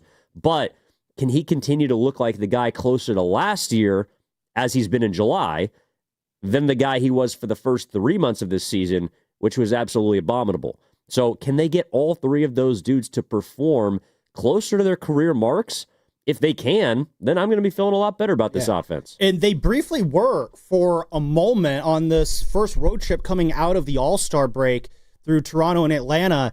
All three of those guys actually hit really well on that trip. Now, granted, I think most of that, especially in regards to Matt Chapman, came in the Atlanta portion of the series, which Atlanta's pitching is not quite as good as Toronto's pitching, and that's a very generous way of saying it. But, Evan, you kind of mentioned how your friend the other night, not impressed with Rafi in a important situation. It's pretty hard to be right now. Yeah, there was another, I had a moment. I took my friend Allie to the game on Sunday night, and I was kind of telling her, that's first base. That's the guy. They're working him there at that new position, and he's going to be the face, though, going forward. And that Saturday night game, that was the game where he had the ground ball to him at first, and he kind of kicked it around and kicked it over to the base before he made the play and got the runner out. A play I've never seen happen before. But she's just like, really? This is the guy? Like, I don't like this at all, which these are the first impressions that Rafi's making. He had a moment on Wednesday in the 8th inning, comes up with 2 outs, down 2-1. And I tweeted out in the moment, like, Rafi, this is the moment I need you to come through and do something. Like, I hate being the guy that says, I need you to get a home run right here, because I think just demanding a home run from guys who aren't Aaron Judge, guys who aren't Shohei Ohtani, guys who aren't that Barry Bonds caliber of home run hitter, it's just unreasonable to make that kind of an ask. But every now and then, for a guy like Rafael Devers, just like, dude, I need you to just send one right here. Like, that's what face of the franchise sluggers do. They just step into the batter's box and say, you know what? Screw it. I'm going to swing the stick here and make something incredible happen. He ended up flying out, but that's just one of those things where it's just, those are the feelings I want to have when Rafael Devers steps to the plate. When he steps in, it's not, I need to stop what I'm doing and see what happens. It's, I need to stop what I'm doing and see what happens because I'm convinced that something special is going to happen. That's the point that I want to see us get to with Rafael Devers. And the truth is the feeling is just not there with this fan base in Rafael Devers yet. What's been the lasting image of him at home? Like, what's Devers' moment? I would argue that the lasting image of him right now is what you just described. Him walking the dog to first base. Like, that's a great way to describe it. I mean, seriously, he has not had a moment at home in front of the home crowd. He golfed the ball off his shoe tops in a 2-strike count in Atlanta. He hit a late home run against the Braves. At Oracle Park, he hasn't done much. Maybe his first hit, which was a ringing double to right center field. That can't be your moment, though. But that's that's the point. To your point, exactly. Like, the fact that that's what you have to turn to. Evan, he had his chance for the moment. It was that Sunday game against the Dodgers. He had a chance in extra innings to walk it off and send everybody into the All-Star break happy. And he hit a missile 106 off the bat that unfortunately fell in, I think it was Outman was the center fielder at the time, fell into his glove. And then the Dodgers come back in the 11th inning and hit a bunch of little squibbers off Spencer Bivens to win the game. But that was the moment. I'm sitting there in the press box thinking, if you're ever going to introduce yourself to this fan base, this Giants fan base, in a way that will immortalize you forever, that would have been it. Because, Evan, we saw the highlight this week. In 2018, just 6 games or something into Andrew McCutchen's tenure as a San Francisco Giant, he hit a walk-off home run in the 15th inning against the Dodgers that sent everybody home happy. And even though Andrew McCutchen was only a Giant for 4 months, that home run right there, and the fact that Andrew McCutchen's a very likable player, but it in a sense, immortalized him in Giants history. We're always going to remember that home run because it was against the Dodgers. Giants fans are always going to have a positive feeling of Andrew McCutchen because of just that one singular moment. Doing it against the Dodgers there's so much stock that you can raise in that situation. And it was so heartbreaking that Rafi didn't come through there. Like, that loss sucked. That was probably the crappiest loss of the year for me as a fan. Just walking out of the ballpark that day, just immediately dejected. I had the next week off from work, which is great because I needed to recover from that Sunday afternoon. But what really made it suck, though, is because it felt like if there was ever an opportunity for all the consternation that we as Giants fans had surrounding Rafael Devers, it could have been just expelled right there. Instead, it just keeps compounding and building with an even worse moment right there. And yeah, it would have been so great for him to have his moment right there. But alas, here we are, still waiting for Rafi to have that moment. Now, I'm getting long-winded here, but again, we're talking about what happened over these last 6 months, Giants fans. What caused this team to go from 12 games above 500 to sellers at the deadline? Bobby Evans pinned it on the runners in scoring position. Buster Posey doesn't really have an answer. A lot of people don't really have an answer. Tim Kirchin joined Willard and Dibs the other day. He didn't really have any answers.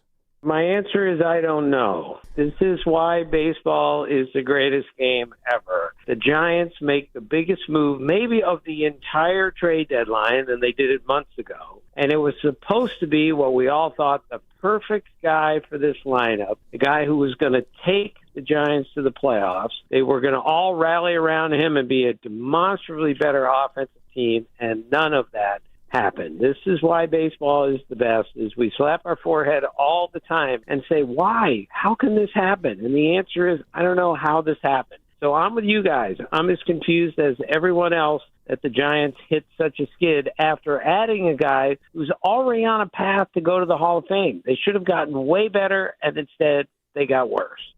So again, Tim Kirchin, who's been in this game for a couple hundred years, he doesn't have an idea of what's going on. I kind of disagree with him on the whole baseball's the best thing. Baseball's not the best because we slap our heads and don't know what's going on. Baseball's the best for a lot of other reasons. That's not one of my favorite reasons, though. But yeah, it's because it works both ways. Exactly. It works both ways. Baseball is beautiful because while it hasn't gone that way for the Giants, a team like the Detroit Tigers last year can sell everything worth selling, look like they're giving up and waving the white flag on the season, and then they go on a run and, oh, by the way, win a playoff series. And who knows why that happened? Because they caught fire and they made a run, and now they've built on that, and they look like one of the best teams in baseball. So I hear what you're saying, and in the way that it hasn't worked for the Giants, it does work in the opposite direction, too. Well, and that's, I guess, the beauty of baseball is, yes, those downtimes do suck, but while you're having downtime, someone else is having uptimes. It all evens out in the end. Sometimes the strike call doesn't go your way. Sometimes it does. You hate it when it doesn't. You love it when it does. So in this instance, yeah, I'm going to disagree. It's not the best because it drives us crazy. But yes, it is also fun because it drives us crazy.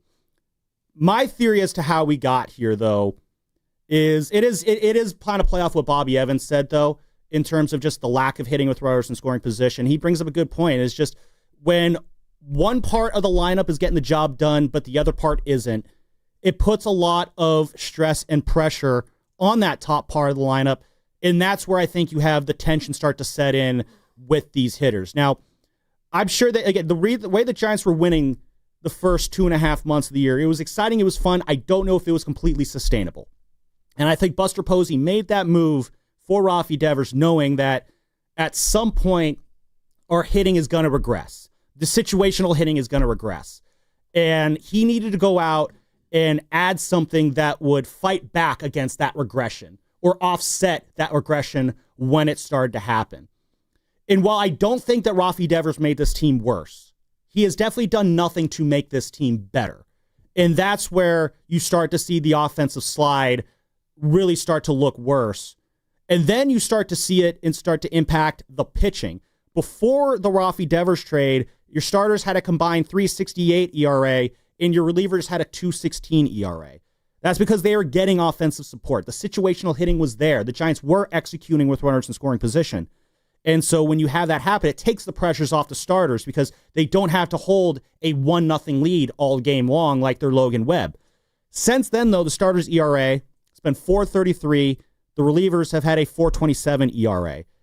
And so my basic theory is, Evan, is just when the hitting stopped, when the situational hitting stopped, you didn't see it from the bottom of the lineup. That put pressure on the top of the lineup. The top lineup gets tense. They stop producing. Suddenly you have a defunct lineup that starts putting more pressure on the pitching, and now the pitching is tense. They're going out thinking, we can't do anything wrong. We can't make any mistakes.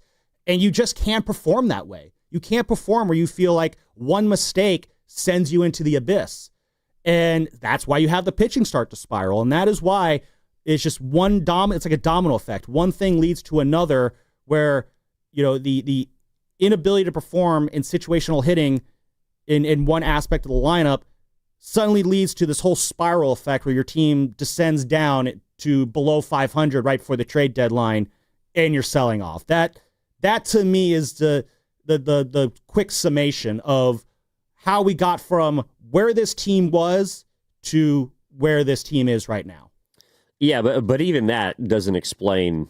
I mean, really, to me, the homestand that they just got swept in, it comes down to the little things. That's why they won the game last night, and that's why they got swept by the Pirates and the Mets, because they haven't done the little things over the course of, I would say, the last 6 weeks. They don't run the bases very well. They don't communicate on defense often enough. They don't eliminate outs. They don't steal bases. They give up extra bases. They don't throw strikes when they need to. They put leadoff guys on. They don't make competitive pitches and they don't do the little things, or they haven't done the little things. And that's what you need to do to be a good team. And the Giants are a squad that I hate to break it to people, all year long have been in a game like last night. Mm-hmm. It's been 3-3, 8th inning, 9th inning, and you got to make a play or two or get a hit or two to win the game. And at the beginning of the year, they were doing it. And then somewhere around the time Devers got here, they stopped. Fundamentals are what have cost the Giants an opportunity to buy at the deadline, have cost them an opportunity to compete for a postseason spot. If they get back to playing fundamental baseball, I think this team can go on a run, perhaps challenge for a playoff spot, but they haven't shown me enough, again, over a pretty large sample size, that that's going to correct itself. Last night was a good example of playing good fundamental baseball, but you got to do it again tonight, and then you got to do it over the weekend, and then you got to do it when you come back. That's something they have still yet to prove if they can do over a long period of time, which is play sound fundamental baseball. And that's a must at this level.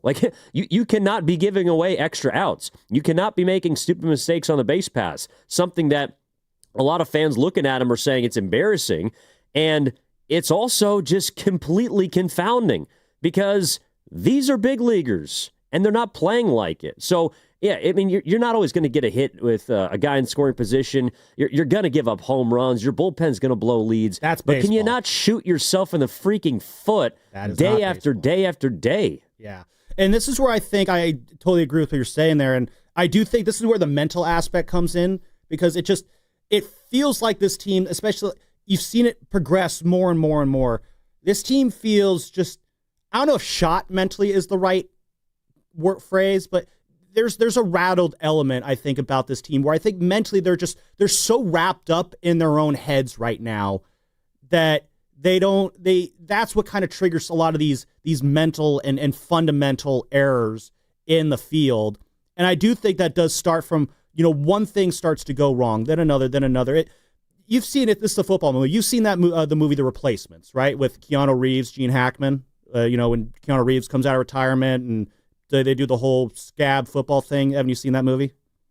The Scab? Yeah, The Replacements. Oh, with Keanu Reeves? Yeah. Yeah, so there's a scene in that movie where, Coach Gene Hackman has all the players in the room. He's like, what are you afraid of the most? And Keanu Reeves, Shane Falco, he says quicksand. Where you get caught in quicksand, the more you struggle, the more you sink. The more you struggle, the more you sink, the worse it gets. That's what it's felt like the Giants for the last 6 weeks. They're in quicksand, and the more they try to fight back against it, the more they start to sink in. The more they try too hard to execute on the base paths, the more they screw up. Mark Willard brought this up earlier this week, and after Saturday night's game, Jung-Hoo Lee had a moment where bases were loaded and he drops a bunt in the 5th inning, which interesting move. They asked him, why did you do that? And he said through his interpreter, Justin Hahn, a ground ball there is a double play, and that ends the inning. They're more focused on what they don't want to have happen than what they do want to have happen. The other day, Wednesday, Ryan Walker, come back to the mound. He ends up having a brain fart, turns around, makes the double play because they're so wrapped up mentally in terms of what they should do and what they don't need to do that they're just not focused on what plays they do actually need to be making. So I do think there is a mental component there to where this team's just fighting so hard to push back at these mistakes that it's leading to more mistakes happening in their wake. Look, what's the Yogi Berra line? Thinking never helped anybody in baseball. It's a lot of those Yogi Berra lines. You can't think and play at the same time and expect to be at your best. You can't. And this team has been in its head for the better part of 2 months. That's why last night, in a way, probably getting away from home was the best thing for them. Just get on the road, reset with the deadline, accept the fact that no reinforcements are coming. You have 2 months left in the season, and it's essentially a clean slate. Yeah, you might not make the playoffs, but it doesn't mean, this is where it is an important sort of I'll say, evaluation stage of the year. Like, you got to figure out who you can trust on this team. If guys do not want to show up and play, then they can't be a part of this club next year. If guys continue to make mental mistakes for the better part of another 2 months, you might have to think about what their future is on this club. Mm-hmm. How are guys going to help you win? Because that's still the goal going not only into the remainder of this season, but in the next season. And if you don't feel like a player is a winning player, or if you don't feel like a manager or a coach is conducive to winning, well then, just like the deadline, you have to sell them.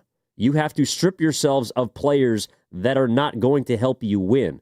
And yeah, you can't do it with everybody. There's going to be holdovers. There's going to be pieces that you can't find upgrades for, and you're going to have to figure that out. But for the most part, I think the Giants are in a stage of the year now where weight is off of making the postseason, but the expectation of competition, that has not left this group. And that's why last night, at least for one night, was kind of a silver lining. Was a good, I think, message from the team, almost to themselves, that, hey, like, we can play with a team like the Mets. We can beat the Mets. And probably felt like you should have beat them once, maybe even twice the last time they played them at home. There's a lot of wins that this team has left on the table that they should have had. And last night was a sign for optimism. But as you said, you got to do it tonight. Got to do it the rest of the weekend. Got to do it the rest of the season. Basically, if they did last night, every night for the rest of the year, yeah, just that. I think things will work out if that ends up being what they do. Ken, I see you there. I'm going to get you coming out of this break. And then I want to talk a little bit about how Buster Posey handled this trade deadline. This was his first trade deadline as president of baseball operations. How do we feel Buster did? He did get a pretty impressive prospect haul for Tyler Rogers, Camilo Doval, and Mike Yastrzemski. Talk about that a little bit as well. Also, Bob Melvin, what is the expectation for him? Evan and I, we both agree that he is managing for his jobs to an extent the rest of the year. I want to talk about what that will look like as well. There is so much to talk about with this team. We only have an hour and a half left. We want to hear from you. 888-957-9570 is the number. All that brought to you by Fairmont Bank. Here for you, here for good.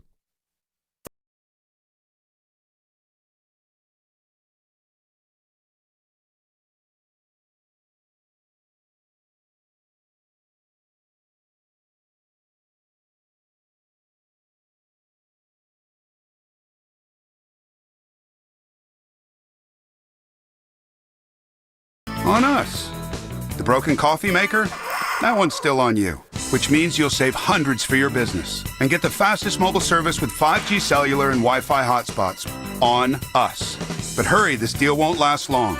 Get a mobile plan and free up the budget to maybe, I don't know, fix that coffee maker? Get mobile on us for 1 year. You guessed it. On us. Comcast Business, powering possibilities. Ends 9/22/25. Restrictions apply. New mobile customers only with internet standard service or above. Limited to value of one unlimited intro-line apply via 12 monthly internet bill credits. One discount per account. Fastest mobile based on mobile Wi-Fi and cellular data in service areas. Ookla Speed Test Intelligence 2H24. Are you curious about who offers the best deals on top-rated Samsung, LG, and Sony TVs? The answer is surprising. It's not online, and it's not the warehouse clubs. The best deals on top-rated TVs are at Video Only. Don't believe it? Then check out the trade-in deals at Video Only. How about $500 for your old TV? Try doing that online. Before you buy that new TV, drop into Video Only. If you don't, you'll be sorry. 1-877 Cars for Kids.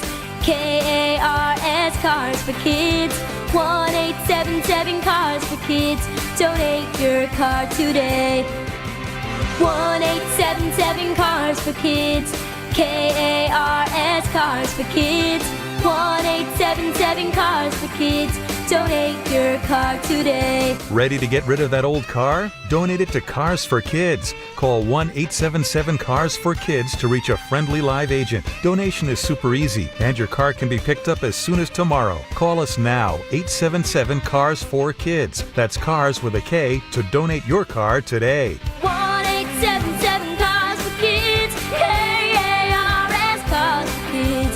1-877 Cars for Kids. Donate your. Did you know you can donate real estate too? Go to carsforkids.org. That's carsforkids.org. Do Crohn's disease or ulcerative colitis symptoms keep coming back? Tremfya, guselkumab, may help with rapid remission achieved at 12 weeks and lasting clinical remission at 1 year.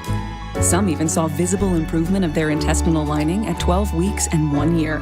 Tremfya is a prescription medicine used to treat adults with moderately to severely active Crohn's disease and adults with moderately to severely active ulcerative colitis. Serious allergic reactions and increased risk of infections and liver problems may occur. Before treatment, your doctor should check you for infections and tuberculosis. Tell your doctor if you have an infection, flu-like symptoms, or if you need a vaccine. Healing is possible with Tremfya. Approximately 3 out of 10 patients were in endoscopic remission at 1 year, based on areas visualized on colonoscopy, which may not represent the deeper bowel layer or entire GI tract. Individual results may vary. Ask your doctor about Tremfya today. Call 1-800-526-7736 to learn more or visit tremfyaradio.com. This is Larry Flick, owner of The Floor Store. Our summer sale is heating up, and it's about to start sizzling. Now to August 4th, get a scorching 25% off everything in the store. On carpet, hardwood, laminate, waterproof flooring, and much more. That's 25% off every product. Add 2 years interest-free financing, and we're smoking hot.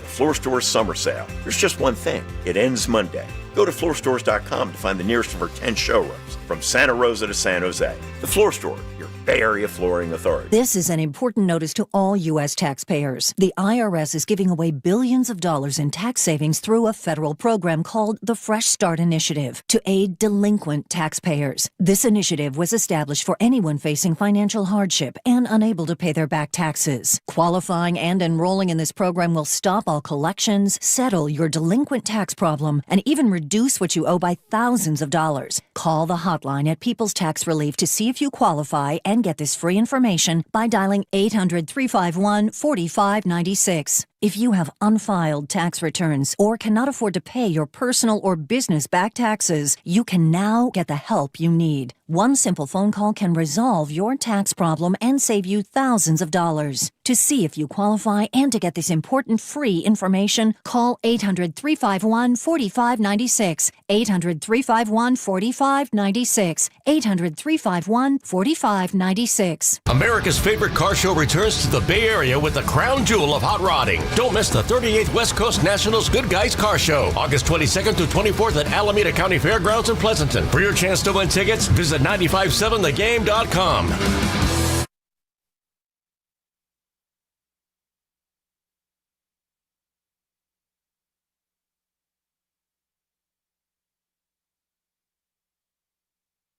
The pitch. Yastrzemski hits it high in the air, deep to right field. Lukes is back toward the track, at the fence, looks up, it's gone! Into the Royals bullpen! Welcome to the Royals, Mike Yastrzemski! His first at-bat in a Royals uniform puts his new team in front! It's 2-1 in the top of the second inning! Now back to the Orange and Black Weekend Wrap on 95.7 The Game. Same old Yaz to me.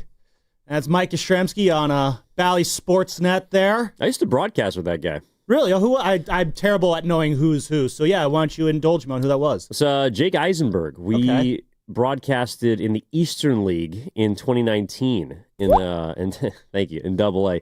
He was working for the Giants, actually. He was a broadcaster for the Richmond Flying Squirrels, and I was broadcasting for the Tigers Double-A affiliate, the Erie Seawolves. Great guy, great broadcaster. So it's pretty cool that he nailed that call for Yaz's first home run as a Royal. It was a very good call. And, yeah, very cool to see Yaz going deep there in that first at-bat. I always liked Mike Yastrzemski. He was, again, not a great baseball player, but he was a solid baseball player, and he played the game the way the Giants wanted to. I had an opportunity to get him on a Garlic Fries and Baseball Guys last year, and he's very chill to talk with, very down-to-earth, very just self-aware as well. He talked about his grandfather a little bit. One of the two things I liked that I got out of him was I asked him, those diving catches that you make, do they hurt? He's like, yeah, they hurt.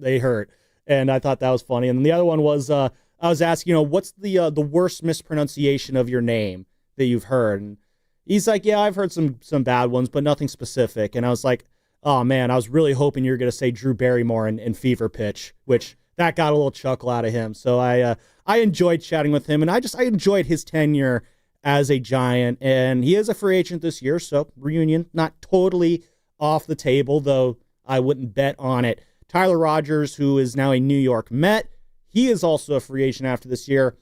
if either of those two are going to have a reunion with the Giants, Tyler Rogers seems, I feel like, a little bit more likely than Yaz, only because there is a greater need for someone like Tyler Rogers on this team next year in the bullpen than there would be for someone like a Mike Yastrzemski. So great start for Mike Yastrzemski with the Kansas City Royals. Hopefully he can help the Royals go on a run and he can get some postseason baseball.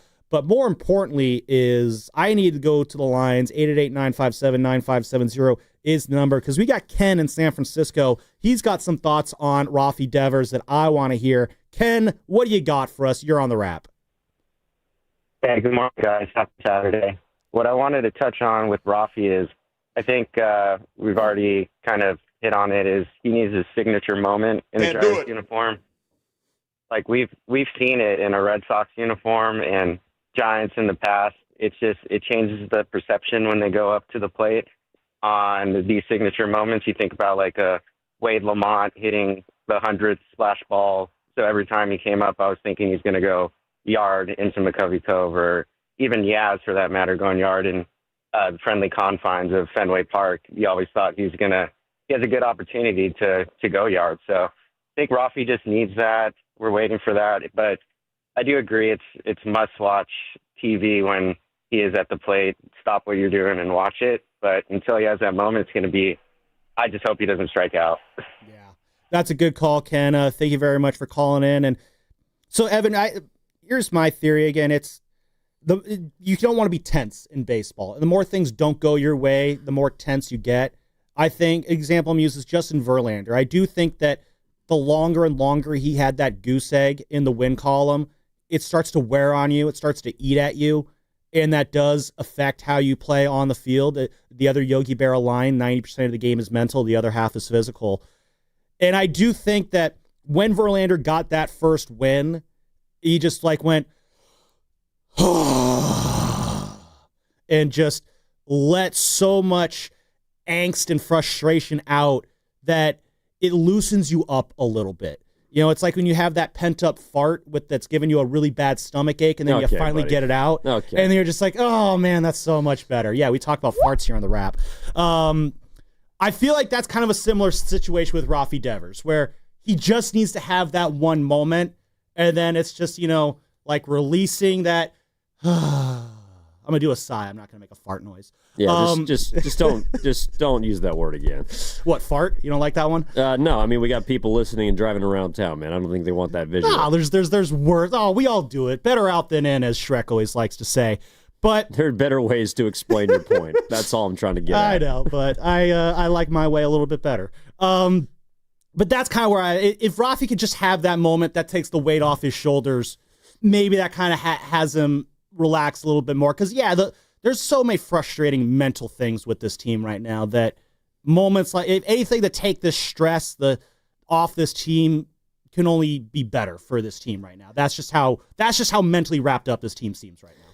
Yeah, but you also thought that might have been when he moved to first base and hit 2 home runs. Like you thought that would be a moment where his season would turn for the better, and it's largely stayed the same.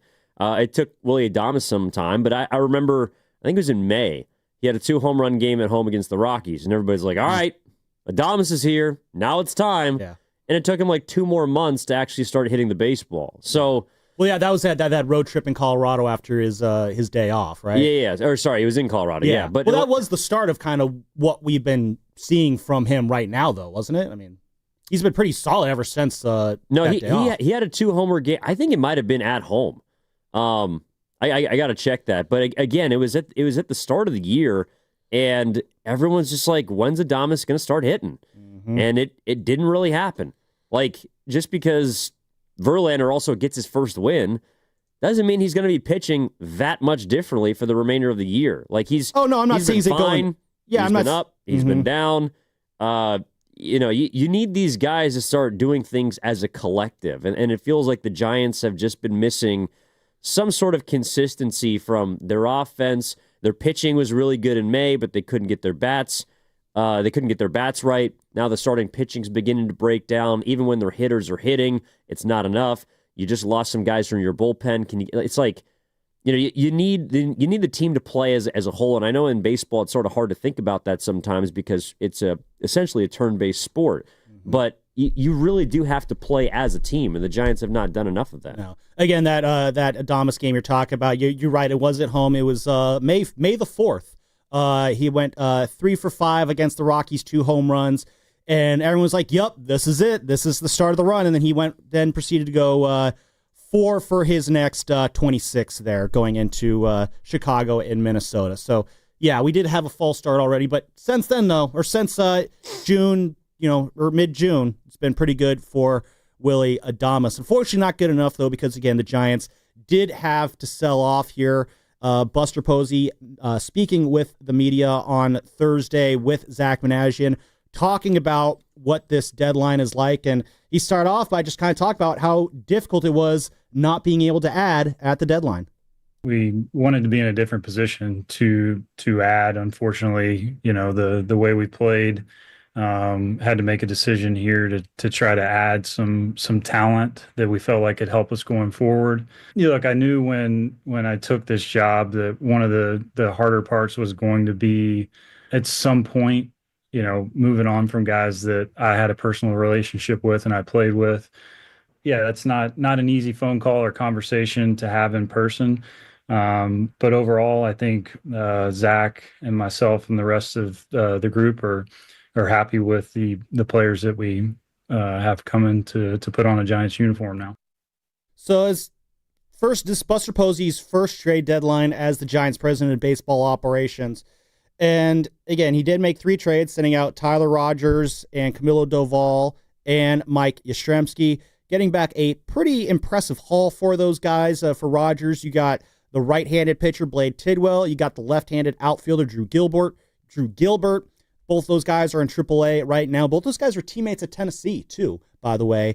And then, of course, Jose Buto, who we saw make his debut last night. The return for Camilo Doval. You got Tristan Vreeling, the right-handed pitcher, 24 years old. Jesus Rodriguez, the catcher/third baseman. You got Carlos De La Rosa, the 17-year-old lefty. And Parks Harbor, that's a great baseball name, by the way, Parks Harbor, who is a corner infielder, 23 years old. And then, of course, for Mike Yastrzemski, you got Junior Marte from the Royals, not to be confused with the former Giant Junior Marte, who they got from the Phillies. So hope we're all caught up on that. All this to say is, Evan, how would you say Buster did in his first deadline as president of baseball operations of the Giants? How did he do? I mean, we'll see. We don't know if any of these players are good.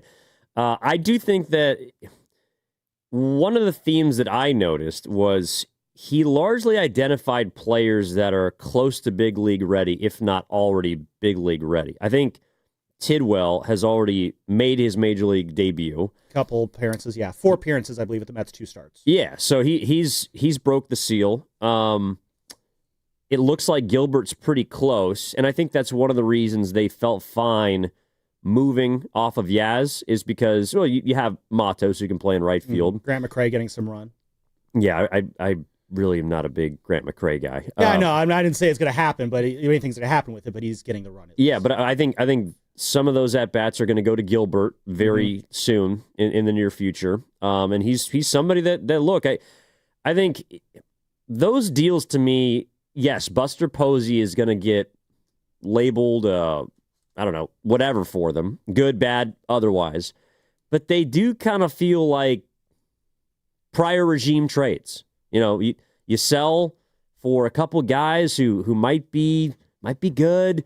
You got a decent haul for Rodgers in terms of the rankings, but are those prospects going to pan out?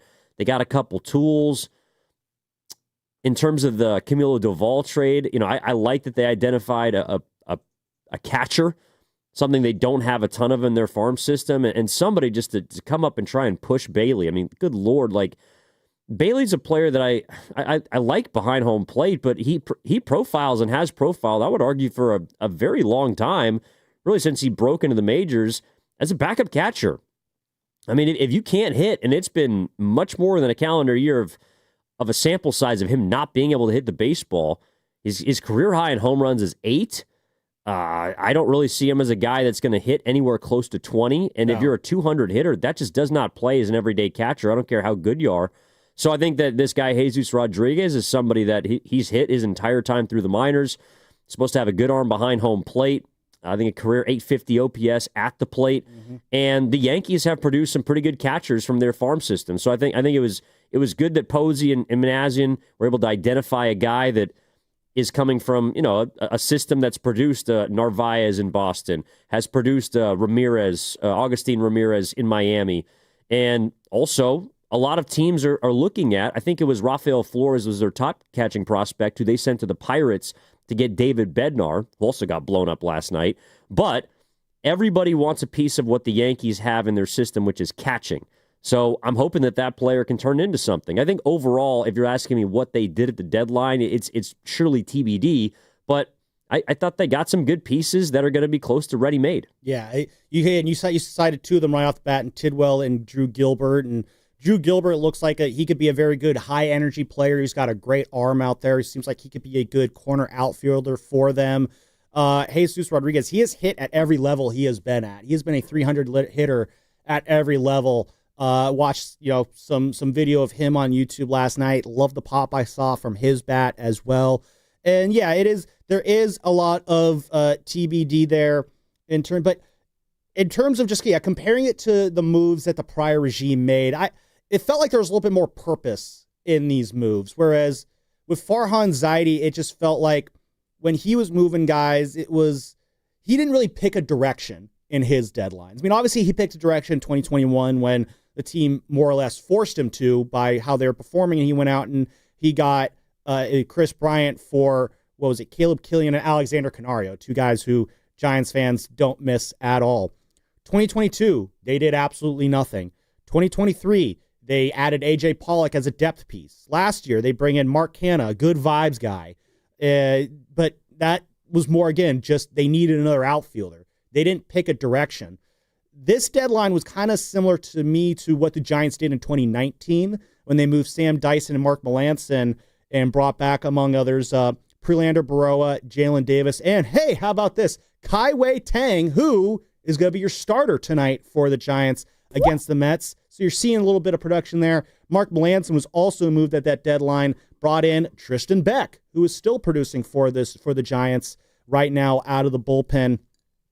But yeah, what that deadline did, though, that was kind of similar to this one. They also moved Derek Holland that year as well, it took away a chunk of the bullpen, and it caused the team to kind of struggle down the stretch because you didn't have your reliable bullpen arms. And I like that didn't really stop Buster from still making moves that he felt he had to make. And that's where, again, Buster said it a couple times, he wished they weren't in this situation. And I feel like this deadline was a great growing experience for Buster Posey because he's always used to winning. Shasky said it yesterday when you and him were hosting on the Morning Roast, and I love the point that he was making where his entire career, for the most part, he has had success. And this is very different for him. And when you're a player, there's a level of control you have on the field. You can control what you can do. You can control how you swing the bat. If you're struggling, you can control how you adjust. You can control how you get in shape. And I got to imagine this got to be difficult for Buster because when you're the executive watching these games, not playing them, there's so less control you have compared to when you were a player.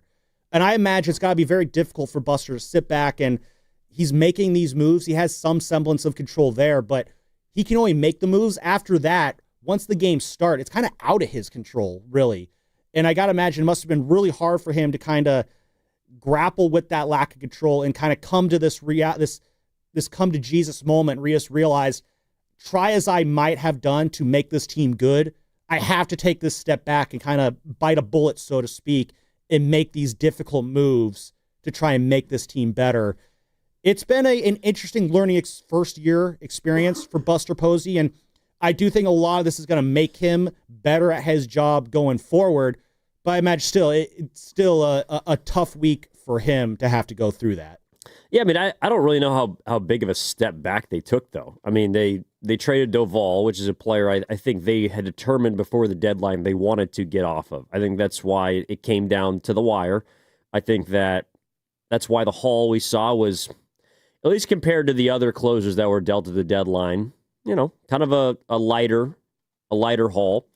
And you got off of Tyler Rogers, who you were going to lose anyways, and your bullpen is in a good place. And Yaz is, he's played a lot for you this year, but he's someone you can stand to be without. Like, I don't think the team got that much worse at the deadline.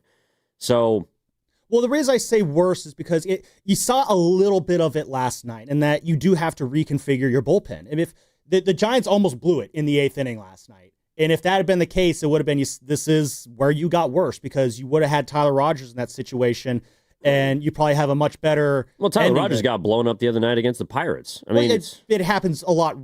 You always felt really good about Tyler Rogers in the 8th inning. Now you got to find someone else who will make you feel good in the 8th inning. Until that happens, the 8th inning is going to be a bit of a question mark. Now, maybe it is Jose Butto. Maybe he comes in and just runs with that 8th inning role. He has a career 1.74 ERA in 20 innings pitched in the 8th inning going into last night. So he has experience in that inning. Maybe it is Joey Lucchesi. He's never really been a late inning guy. He's never really been a late high leverage guy.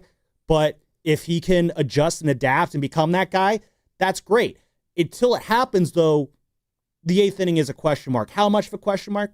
We will see. That, in that sense, that's where the step back comes from, is that if you do find there could be slip-ups in the bullpen as you kind of reconfigure what these roles are going to look like, at least until you get Eric Miller back, in which case that'll help you a little bit more in those late innings as well. But it's kind of been a feel thing the whole season. You just had more arms, I guess, that you trusted. Like the Giants setup guy varied depending on what the situation was. Rogers would get most of those looks, but we've seen Rodriguez pitch in the 8th. We've seen Miller get certain spots. Ryan Walker at the beginning of the year was supposed to be one of your setup guys after he got his closing duties relieved. Like they've played it by ear for a lot of the season. It's just now that when Lucchesi comes in, or excuse me, whoever else you have coming out of the bullpen, you just feel a little more uneasy about them. So, excuse me.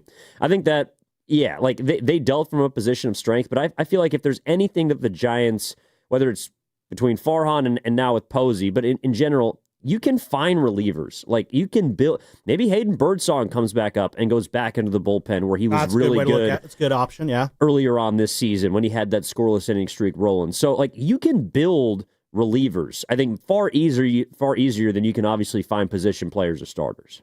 Yeah, I agree with that. And this is one thing that the Giants organization has shown over the last 4 years, even under Farhan Zaidi. The one thing that Farhan and his crew were good at was finding relievers. And you still have some holdovers from that prior regime.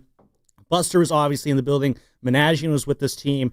If there is one thing that I know they'll be good with, it is finding relievers. Even after 2019, this team was still able to rebuild this bullpen, and they've had one of the better bullpens for most of this decade. So until that time comes, though, yeah, there are some pins and needles that we will be sitting on. 888-957-9570 is the number. You can call us or you can text us on the Boxer and Gerson Work Injury Attorneys text line.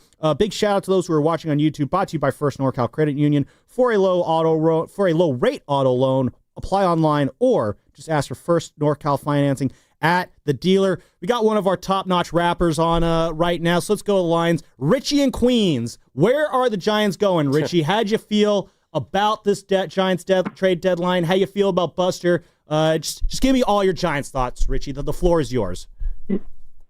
Yeah, thank you, guys. I was at the game last night. I bought the tickets.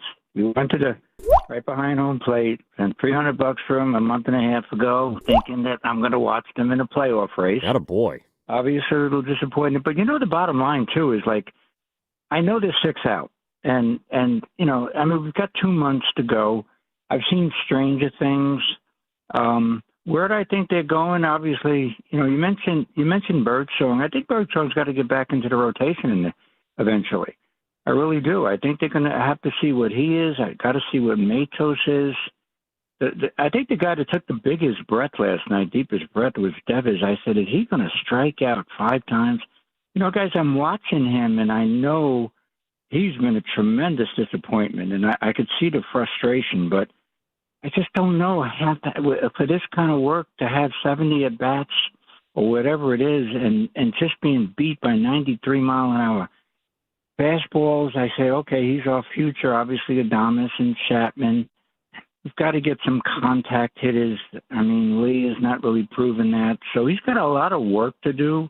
obviously losing. Did you see what Duvall they did last night with the Yankees against the Marlins? Yep. You know they talk about records that'll never be broken. 190 RBIs, 511 wins. I don't think that what happened to the Yankees will ever be broken. That 3 top relievers came up the day before, and also a defensive replacement who let the ball go under his glove. And those three relievers gave up 9 earned runs. That is a record, guys, that I don't think will ever be broken. That's absolutely insane. But it's getting back to, I think Posey, look, I'm watching him for 65 years. My feeling, and I can always say, is this the biggest disappointment? This is one of the biggest disappointing seasons I can remember, because there was so much on the table here. People were talking when Devers going to the World Series. I was on a couple of weeks ago. I said, no way, let's stop that talk. But playoffs, absolutely. Bertrand was pitching pretty good at that point. Roop, obviously Webb is kind of falling back a little bit, although his last start was okay. And obviously Ray's been great. And Posey's got to be saying, wow, what the heck happened? Because the offense needs so much work. There's too many strikeout guys. There really, really is. We don't have a 3. We don't have a leadoff. We've got a 5. Chapman's a 6. He's a 6th hitter. He's not a 4 hitter. There's a lot of guys who I think are miscast in this lineup as in positions that they shouldn't be in. I'm sorry to cut you off there, Rich, but we are up against it. We got to get to break. Thank you very much for your call. Always love it when we have you on the show. But yeah, to what he said about that Yankees-Marlins game last night, Evan, the entire new reliever core for the Yankees, Jake Bird, David Bednar, Camilo Doval, gave up, get this, 9 runs in the final 3 innings. 4 runs from Bird, 2 from Bednar, and then 3 from Camilo Doval. That is not how you want to roll out your trade deadline acquisition. So on the other side, where are the Giants going? And also Bob Melvin, what do these next 2 months mean for him? We'll get into that, wrap up the show. And so more of that coming to you live from the Laughing Monk Studios. Laughing Monk, righteously brewed here in San Francisco. All this brought to you by Fremont Bank. Here for you, here for good. When you own your own business, you own every decision. Catch the red eye or take the 6 a.m. Make a new hire or promote internally. Celebrate a win with a toast at the gate or unwind at the lounge. Big props to this team. Some decisions are a win-win. Like earning 8 times points on Chase Travel. Introducing Chase Sapphire Reserve for Business. With $2,500 in annual value, it's the business card that gives back all you put in. Visit chase.com/reserve business to learn more. Cards issued by JPMorgan Chase Bank and a member of FDIC, subject to credit approval. Terms apply. Change is always happening. It's part of life. And when it comes to music, change is all around us. Songs are rewritten. Classics are remixed. Bands and artists come and go. Even our taste in music changes. Here at Xfinity, we know there's still good in keeping some things the same. That's why we want to do our part with a 5-year price guarantee on our internet. It means no matter what changes, you get 5 years of the most reliable Wi-Fi with our best equipment included for a price that stays exactly the same. Surprised? Life is full of them. One internet price, 5 years, guaranteed. Learn more at xfinity.com/deals. Restrictions apply. New residential customers only. Taxes and fees extra and subject to change. Most reliable Wi-Fi based on Open Signal Awards USA. Fixed Broadband Experience Report, August 2024. Now it's time for the closer of the week. Presented by LiftMaster and R&S Doors. Turn your garage into the envy of the neighborhood. Visit rnsdoors.com. This week's closer comes from Amy in Hayward. What started as an emergency garage door issue was quickly resolved thanks to Christine's support, who dispatched Marcos to assist. Marcos, Terry, and Tracy, all outstanding representatives of R&S. Recently, my garage door opener was not working. I was in need of a closer. I was put in touch with R&S Doors, and they hooked me up with a brand new garage door opener from LiftMaster. With LiftMaster's MyQ connectivity, my garage door opener can be controlled right from my smartphone. You'll know when a door or gate has been left open and can close it with a tap, no matter where I am. Be one of the first 10 callers and receive 20% off a LiftMaster garage door opener. Call 1-800-FIX-A-DOOR. That's 800-FIX-A-DOOR. Or visit rsdoors.com. R&S Doors. Look for the red truck. Grab the keys to a new Toyota. This summer comes with a full tank and endless possibilities. Your Toyota's ready for it, and right now, so are the deals. Get a low-cost lease on the all-hybrid 51 MPG 2025 Camry or Dynamic RAV4 and meet the all-new 2025 4Runner. Summer doesn't last forever, and neither do these deals. So hurry into your Toyota dealer and don't miss your chance to roam. Toyota, let's go places. Offers available through TFS suppliers with premium-rated credit. Offers end date 4/25. Actual price will depend on product and subscription plan. Featured products are compounded drug products, which the FDA does not approve or verify for safety, effectiveness, or quality. Prescription products require an online consultation with a healthcare provider who will determine if appropriate. See website for details, restrictions, and important safety information. Want a boost in and out of the bedroom? Hims has you covered. Introducing a new 2-in-1 approach to level up your game. Tadalafil for better bedroom performance and zinc for testosterone support. Put it all together and you've got what you need to turn things all the way up. Getting started is simple. Just go to hims.com/joy to start your free online visit. Through Hims, you can access ED treatments including pills, chews, and more. 100% online. No office visits, no pharmacy lines. Just fill out a simple intake form and a licensed medical provider will determine if treatment's right for you. If prescribed, it ships free and discreetly to your door. Find affordable treatment options at up to 95% less than brand names at hims.com/joy. That's hims.com/joy, hims.com/joy. Don't miss comedian Louis Black's farewell tour, Goodbye Yeller Brick Road. He'll be performing at the Masonic in San Francisco on August 16th. Buy your tickets at livenation.com. And for your chance to win your way into the show, enter online at 957thegame.com. Oh, no. Ah, that's the sound of someone who's misplaced my debit card. Their debit card. Where'd I leave that thing? Not at the gas pump, or the checkout counter, or the roof of your car. Now, if he has the Chase mobile app, he can use Card Lock. Wait, I could just lock my card. Yep, just a few tippy taps on his phone, and that sound? That's peace of mind from Chase. Chase mobile app is available for select mobile devices. Message and data rates may apply. JP Morgan Chase Bank N.A. member FDIC. Eat up, buddy. It's almost time for school. You take charge of your home. You take charge of your work. Don't forget to take charge of your gut health too with Nature Made probiotics. Nature Made has clinically studied probiotics that work with your digestive tract's natural bacteria, so you won't miss a beat in your daily routine. Find us in the vitamin aisle. These statements have not been evaluated by the Food and Drug Administration. These products are not intended to diagnose, treat, cure, or prevent any disease. You're listening to 95.7 The Game, KGMZ-FM in HD1 San Francisco on Odyssey Sports Station. Always live on the free Odyssey app, Twitch, and YouTube. Powered by First NorCal Credit Union.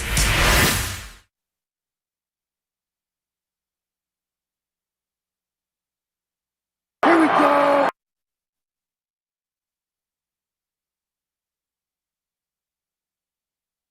Now back to the Orange and Black Weekend Wrap on 95.7 The Game. Oh, we are so back on the Orange and Black Weekend Wrap. Sam Lumen here alongside Evan Giddings, talking some Giants. Got an hour left here in today's show, and we have got a lineup for today's matchup. Again, Kaiwei Tang making his season debut wearing number 66. Fun fact, that was my number in freshman and sophomore football back in high school, 66. That is something that everyone gets to know about me now. Going against Kodai Senga. Here is your lineup for today. Elliot Ramos, he will be leading off in left field. Rafael Devers batting second. He is DHing today, so they are not having him play first. Willard Dibs, he will be batting third at shortstop. Matt Chapman batting fourth at third base. Batting fifth at first base, Dom Smith. Casey Schmidt, he will be batting sixth at second base. Jung-Hoo Lee hitting .270 so far in the month of July. He will be batting seventh in center field. Andrew Kinsner will be getting the start today at catcher, hitting eighth. And Grant McCray, who, man, what a welcome back to the big leagues for Grant McCray last night. He will be hitting ninth and in right field. He got to go against Ryan Helsley and Edwin Diaz in his first two at-bats back from AAA. Yeah, welcome back to the big leagues, kid. That was a fun one for him, I'm sure. Yeah, and 2 strikeouts. I mean, look, those are 2 of the premier arms in baseball, and it's just like that. That's no contest. Yeah, that's a big ask for that kid. So I'm not gonna, be too frustrated with that. But again, strikeouts were an issue for Grant McCray last year and in the minor leagues. So the defense is there. I like the pop in his bat, but yeah, gotta limit the strikeouts though for him. But I'm not going to hold those two against him because, as you said, those are two of the best arms in the game, and that's a lot to expect there. Yeah, the guy who I'm kind of interested to see today is actually Kaiwei Tang. He has struck out a lot of batters this year in Sacramento. He's got a 14.5 nearly strikeout per 9 ratio for a guy that has been, kind of around 9, 10 throughout his minor league career. So, look, he's going to get the spot for right now. You got Wisenhunt obviously up and back in the rotation, but can Tang be competitive for you? It's a big spot for him. So look, the Giants aren't trotting out the absolute best. Obviously, Yaz was sent off, and their starting rotation towards the back end's kind of been cobbled together. But you need guys to go out and compete. And so I'm curious to see if Tang in his first major league start, along with Wisenhunt, who's got the first one under his belt, can kind of give the Giants a little bit of life. Yeah, the future coming together. Hopefully Tang's start goes a lot better than any of his performances last year. He was basically used as a mop-up guy last year. He had 4 appearances last year, gave up 3 runs, 2 runs, 2 runs, and 5 runs. The results of the games that he appeared in, there was game, I believe it was 4 against the Padres. Giants lost that one 13-4. Then they were taking on the Nationals, lost that one 8-1. He was in mop-up duty there. Last year in Tampa underneath the dome, Giants lost 9-4 to Tampa, and he gave up a pair of runs in that one. And then he was in that 17-1 loss to the Diamondbacks last year. Jorge Soler's home run accounting for the 1. Gave up 5 in that one. So he is a starter now, not just a mop-up guy. So hopefully we get a little bit better performances out of him. 888-957-9570 is the number to call or text as well on the Boxer and Gerson injury attorneys text line. Want to go out to the lines here. Ben in Berkeley. Ben, how are we feeling about Buster Posey and Bob Melvin here on this Saturday morning? You are on the Wrap. What's up, Benny? Hey, fellas. When you think about Buster Posey and he made the trade for Rafael Devers, the Giants have the worst record in Major League Baseball. And then Craig Breslow of the Boston Red Sox, his team has the best record in Major League Baseball, only trailing the Toronto Blue Jays and the Milwaukee Brewers. So the front office of the Red Sox said that they will win more games without Rafael Devers than with him. And they're exactly right. The Giants don't believe that. Buster Posey doesn't. He won't believe that. He'll never. And that's why we're losing, because he won't wake up to reality. The Giants are going to lose more games with Rafael Devers than they will win with him, because of the run differential. If you look at the run differential on DraftKings between the Red Sox and the Giants, it's almost the Red Sox are at a plus 55, the Giants are at a negative 55. It's a perfect mirror. The Giants are never going to be able to win because he hits into too many double plays. He can't run. The Giants already struggle against left-handed pitching. So he's a left-handed hitter. Ben, I'm sorry to cut you off here, but sorry, it sounds like you're just already done with Rafi Devers. Are you just giving up on him? There's no hope for the next 8 years? Well, there's no hope because of Buster Posey. It's not Rafael Devers. It's Buster Posey. He's the one that put this lineup together. You're right. You're exactly right. There is no hope for the next 8 years for the San Francisco Giants because you got Chapman, Devers, Adames, and Lee. This is the same president of operations that signed Justin Verlander to a $15 million contract. The same guy who started Lamont Wade at first base as a leadoff hitter and did not sign Pete Alonso. So the Giants can keep him for another 5 years, but he's the worst president of baseball operations in all of Major League Baseball. There's no doubt about it. He is not as good as he thought he was. He wasn't prepared, and now he's got egg on him. Ben, this is the first year he's been doing it. You're not going to give him any runway to get settled into the job. It's just 4 months into his first season. You're already pulling the plug. It's over. It's cooked for Buster Posey. It's over. It's cooked for Buster Posey. He needs to start at the bottom and learn this system. You don't just come in at the top like he did, buy your way in through the ownership group, start off at the top and say, oh, he's not even doing the job. He's just relying on all the 15 other people. I think he's doing a little bit of it. Ben, I think he's doing a little bit of the job here, Ben. I think I appreciate your call there, Ben. but I do think that I think Buster's doing a little bit better than man, how about that? No hope for the next 8 years. That's where we're at. Ben in Berkeley, man. A lot of fun at parties, I'm sure. Yeah, I mean, I'm going to go ahead and wait it out before I make a judgment about the next 8 years. I'm gonna wait and see. Just that's how I approach things. No, look, has Buster Posey done a fantastic job yet? It's still TBD, man. Like his moves have not been I would say the greatest allocation of resources. 100 and something games, 110 games into his first season, but if Devers returns to, I would say, even close to the player he was at the beginning of the year in Boston, I'm not even talking about last year, like just the player he was in Boston when they traded him, then that's absolutely a trade you make. Willie Adames, if he continues to play like this and comes back next year, plays better, that's someone who was or will be a good allocation of resources. Like it's going to take some time. I just think that people are understandably impatient with a results-based business that has kind of looked the same as the last couple seasons. I think that Buster Posey is somebody who I thought when he took the job, there was going to be a little bit of a learning curve. He's never been an executive before. Mm-hmm. He's never worked in a front office. He's never been a scout. He has to rely on a lot of people that have done this job longer than him.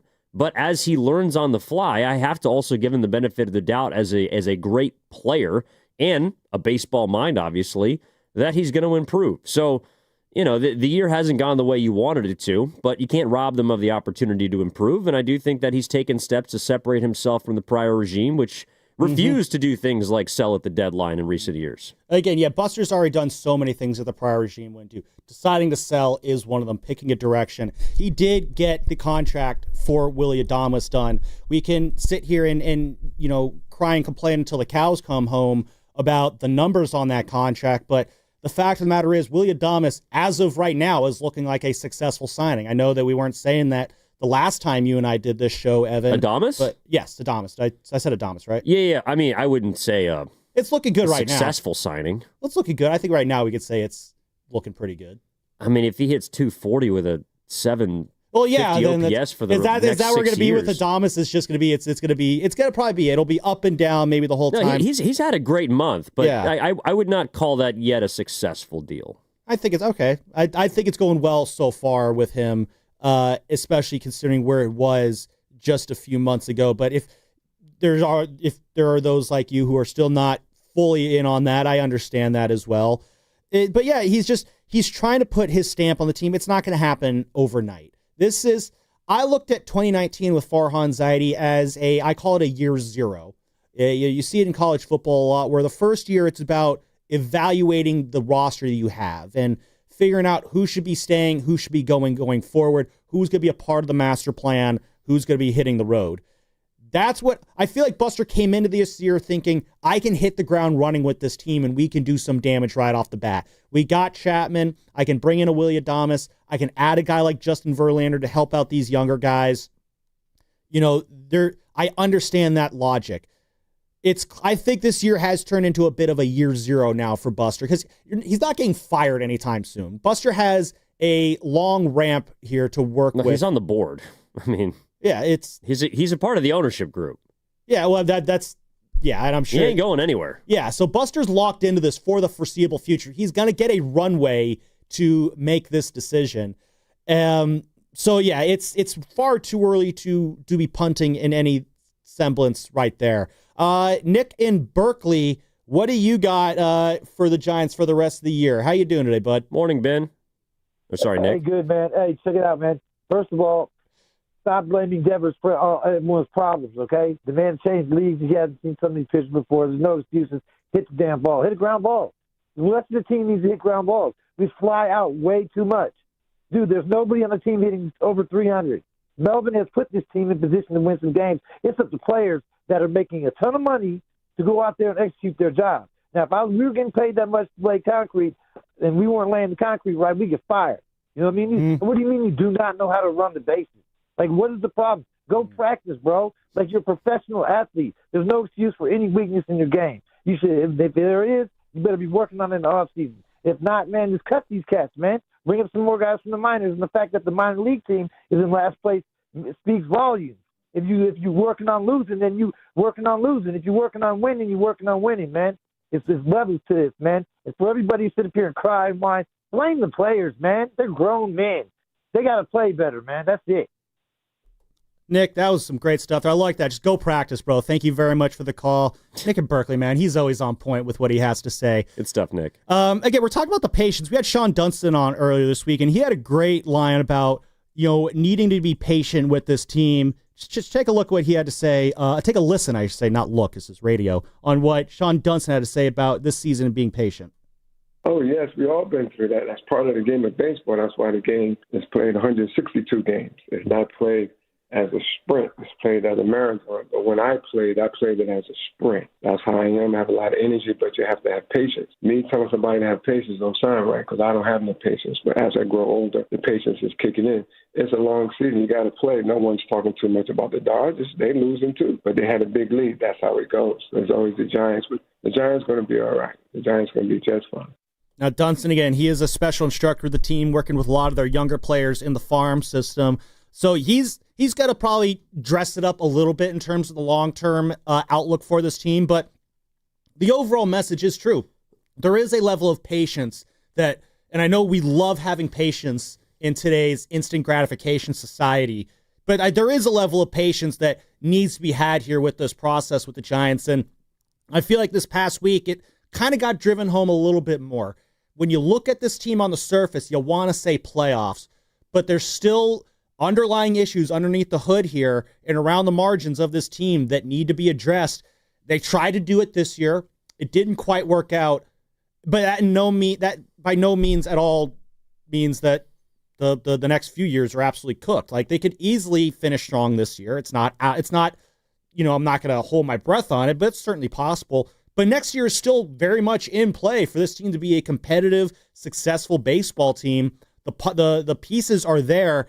Can they get the ancillary parts around it? That's kind of what it's be interesting to see these next couple months. But yeah, there is a level of patience, I think, that still needs to be had, which is really tough, Evan, when in the last 8-9 years, this team's been in the playoffs once. And that's where the impatience meets the requirement for patience. And that's just tough for Giants fans to be in. Like, I get it. I'm right there with all of them. But it's the reality that we as Giants fans just kind of need to accept right now, is that patience is a virtue you're going to need to have a little bit more of than maybe you want. Well, I think people are sobering up now, but everyone was pretty drunk on the first 60 games. Absolutely. I was hammered. Yeah, I mean, and I think it's hard not to. And I think that's what's been frustrating about watching the last 6 weeks and them spiral is they were a team that we thought was ahead of schedule. And the reality is they're not. They're right on schedule, which is Buster Posey has to remove some of the stench and some of the smear from the Farhan Zaidi era. I think that's, God love him, but that's why you traded Yaz. I thought they should have tried to trade Flores at the deadline. I agree. Verlander's a little bit different because he has a no trade clause, but that's someone you Detroit or Houston, I think would have definitely taken him back to help them out. Yeah, I mean, you can't give him up for nothing, though. Yeah. I mean, I don't know what those calls would have looked like, but again, you just made a great point, though. What made the season disappointing is you thought this team was ahead of schedule, but they're actually on schedule. And that, I think, is the important thing of what you said. They're on schedule. It's not like they're behind schedule. It's not like they're going in the wrong direction. They're still going in a positive direction. It's just not as positive a direction as Giants fans maybe thought it was 6-7 weeks ago, which, that's baseball aspect of it. But yeah, that absolutely is going to feed into the disappointment and the feelings surrounding this year. As we're hitting almost the final stretch here, we got 40 minutes about left in the show. I want to have a bit of a Bob Melvin conversation because you start off the show bringing this up, Evan. I agree with you.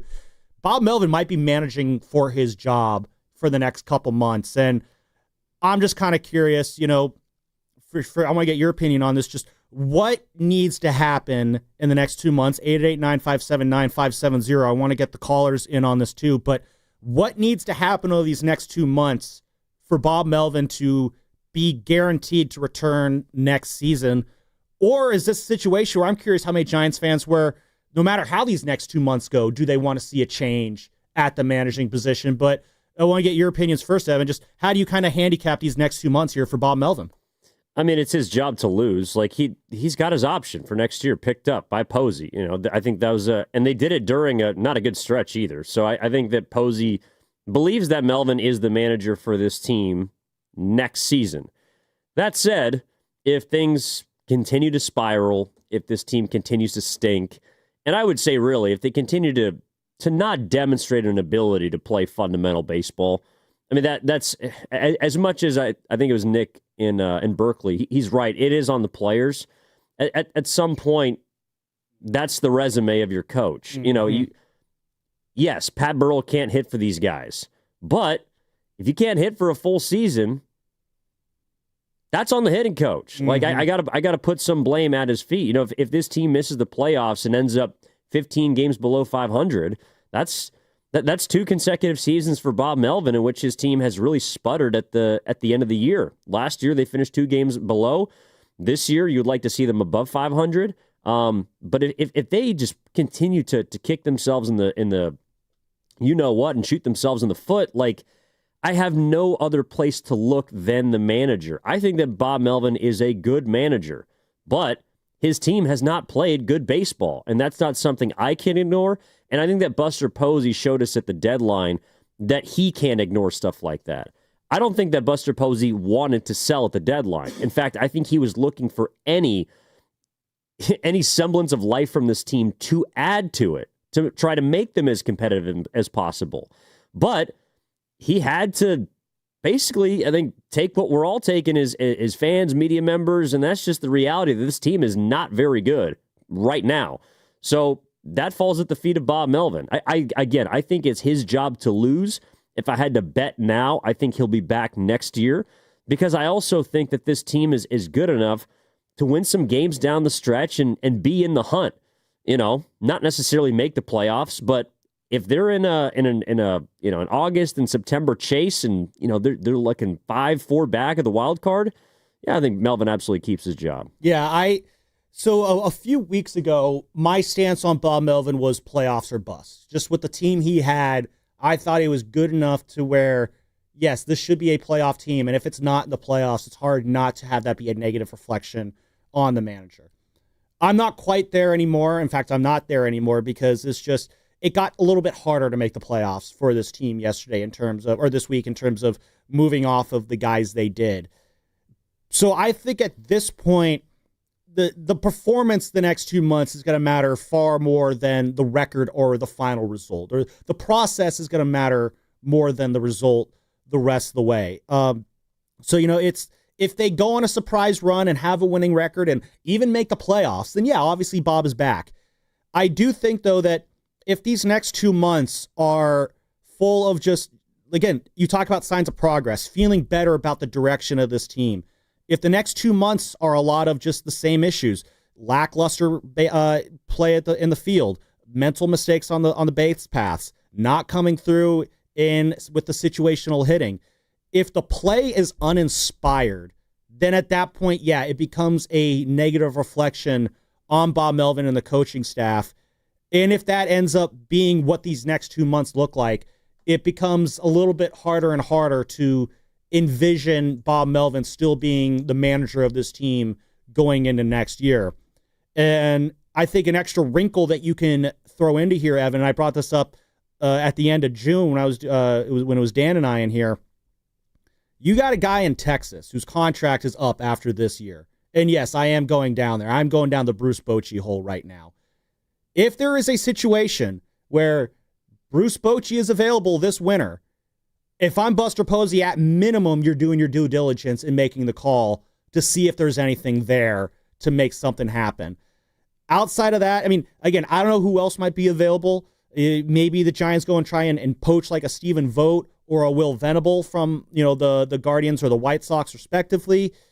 There will be options. And if those options are more appealing, yeah, I wouldn't be shocked if Buster, who is going to find the best option possible for every spot, makes that phone call. There's a long way to go to get there. And as you said, it is obviously Bob Melvin's job to lose. All the odds are in his favor to prevent him from losing it. But there's also a situation where, again, if the slide keeps getting worse or just does not get better, it becomes, I think, a lot easier to justify making a switch at that position after this year. Yeah, and this is, it's a conversation for down the line, but you brought it up. Why would Bruce Bochy want to manage this team? Well, my guess is, they're let's say this, his contract is up. I think the Rangers are going to make the playoffs, and that is, which will obviously change things. Yeah. Yeah, but seriously, why would Bruce Bochy want to leave the Texas Rangers for the same? I know we all would love him to, but why would he do that? Well, I think you have the familiarity aspect of it here in San Francisco. We can get into this more on the other side, but I do think, again, this is a relationships business. What brought him to Texas? Who's the general manager there? Chris Young, one of his former players. Who is in charge of baseball operations here in San Francisco? Buster Posey, one of his former players. Buster and Bruce, they do have a good relationship, but there's a lot of people in the building down there at Oracle Park who were still there during the Bruce Bochy era. I absolutely think there are appealing reasons for Bruce Bochy to come home next year and manage the Giants for a second time, should all the dominoes fall in the correct order. So we can talk about this a little bit more on the other side, as well as just what the expectations are for this team here in the last 2 months of the 2025 season. 30 minutes ago, it's Sam Lubman, it's Evan Giddings. It is the Orange and Black Weekend Wrap, coming to you live from the Laughing Monk Studios. Laughing Monk, righteously brewed here in San Francisco. And all that brought to you by Fremont Bank, here for you, here for good. We finally switched to T-Mobile because with them, we could be connected here and there. Let's watch a movie. And we have Netflix included to enjoy our favorite shows and movies. ¿Qué tal esta? Bacanísima, pero ya la vi. Now the hard part is getting them to agree on a movie. Switch today and get the new Samsung Galaxy Z Flip 7 that is so much more than a flip phone, all on the best network in the U.S. Visit a store, T-Mobile.com, or call 1-800-T-Mobile. 1-800-T-Mobile. Best mobile network in the U.S. based on analysis by Ookla Speed Test Intelligence Data 1H 2025. Did you know that most people wait 6 or 7 years before they buy a new TV? That's a lot of time in front of one TV. So why not get one of the best sets for the next 7 years, like one of the top-rated Samsung, LG, or Sony models? Too expensive? What if you could get up to $1,000 trade-in for your old set? Who would do a stupid deal like this? Right now, at Video Only, you can get big bucks for your old set as a trade-in and a hot price on the new models. Don't be sorry. Check out Video Only. When businesses thrive, communities score. That's why Bank of America is the official bank of FIFA World Cup here in the Bay Area. And our more than 110 local business specialists are ready to help your business win. What would you like the power to do? Learn more at bankofamerica.com/local business. Bank of America, official bank of FIFA World Cup 2026. Bank of America Corporation, all rights reserved. Now through August 10th at Big O Tires, get up to $120 in combined rebate and instant savings on select sets of Michelin tires with installation purchase. Visit BigOTires.com for details on this great Michelin offer. Disposal fees extra, not valid with other offers. See Big O dealer for pricing. Grab the keys to a new Toyota. This summer comes with a full tank and endless possibilities. Your Toyota's ready for it, and right now, so are the deals. Get a low-cost lease on the all-hybrid 51 MPG 2025 Camry or Dynamic RAV4 and meet the all-new 2025 4Runner. Summer doesn't last forever, and neither do these deals. So hurry into your Toyota dealer and don't miss your chance to roam. Toyota, let's go places. Offers available through TFS buyers with premium-rated credit. Offers end date 4/25. We all hear the radio ads about the IRS. They tell you to be afraid, to be scared, and they try to frighten you into calling. I'm not here to do that. Tax Relief Advocates is different. TRA is here to tell you that if you owe money to the IRS, whether it's $5,000, $50,000, or $500,000, we have a solution. It doesn't matter if you're sitting in your car, at work, or with your kids. No matter where you are, call now. 800-575-6986. Don't lose hope. TRA can eliminate or reduce what you owe to the IRS. Generous programs are now available that can give you a fresh start. Our passion is taxes and helping individuals fix their IRS problems. We have over 1,000 5-star reviews on Google and an A+ with the Better Business Bureau. You don't need to be afraid of the IRS any longer. End your tax nightmare today by visiting us online at TRA.com or call 800-575-6986. That's 800-575-6986. Tax Relief Advocates. Real solutions for real people. Coming to you straight from Nashville. It's Stand Up to Cancer! Tune in Friday, August 15th at 8, 7 Central on ABC, CBS, Fox, and NBC. For more ways to watch, visit standuptocancer.org/show. Spina bifida is a common birth defect, and everyone with spina bifida from childhood through adulthood deserves to flourish. The Spina Bifida Association is creating a future where this is more than just possible. It's inevitable. We're advancing clinical care and shaping innovative research. With your help, we'll build the future that people with spina bifida deserve. Join us at SBAA.org. That's SBAA.org. This message is sponsored by the Spina Bifida Association of America. Get a $15 O'Reilly Auto Parts gift card after rebate when you buy 5 quarts of select Mobil 1 synthetic motor oil in-store or online. O'Reilly Auto Parts. Out here in the middle of these acres, it can feel like you're the only person on Earth. That's how it feels when you're struggling with your mental health. But you don't have to feel alone. Find more information at loveyourmindtoday.org. Brought to you by the Huntsman Mental Health Institute and the Ad Council. Don't miss your chance to see comedian Tom Papa on his Grateful Bread tour at the Masonic in San Francisco on October 4th. Buy your tickets at livenation.com. And for your chance to win your way into the show, visit the contest page at 957thegame.com.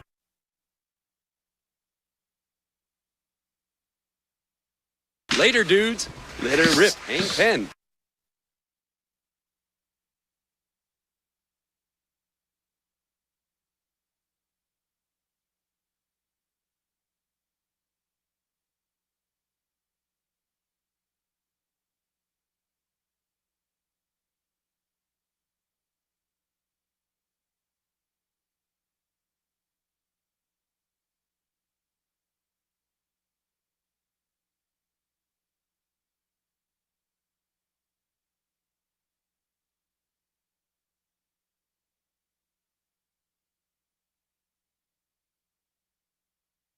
Game. Now back to the Orange and Black Weekend Wrap. The best Giants talk in the Bay on 95.7 The Game.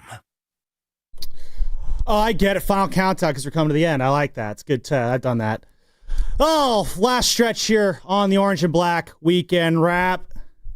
Sam Lubman here with Evan Giddings here as we wrap up the show here and talk about what our expectations are for the Giants here these last 2 months of the year, coming off the trade deadline where the Giants moved off of Tyler Rogers, Mike Yastrzemski, and Camilo Doval here. And before the break, we were kind of talking about what the expectations for Bob Melvin are down the stretch and how much his job is going to be on line.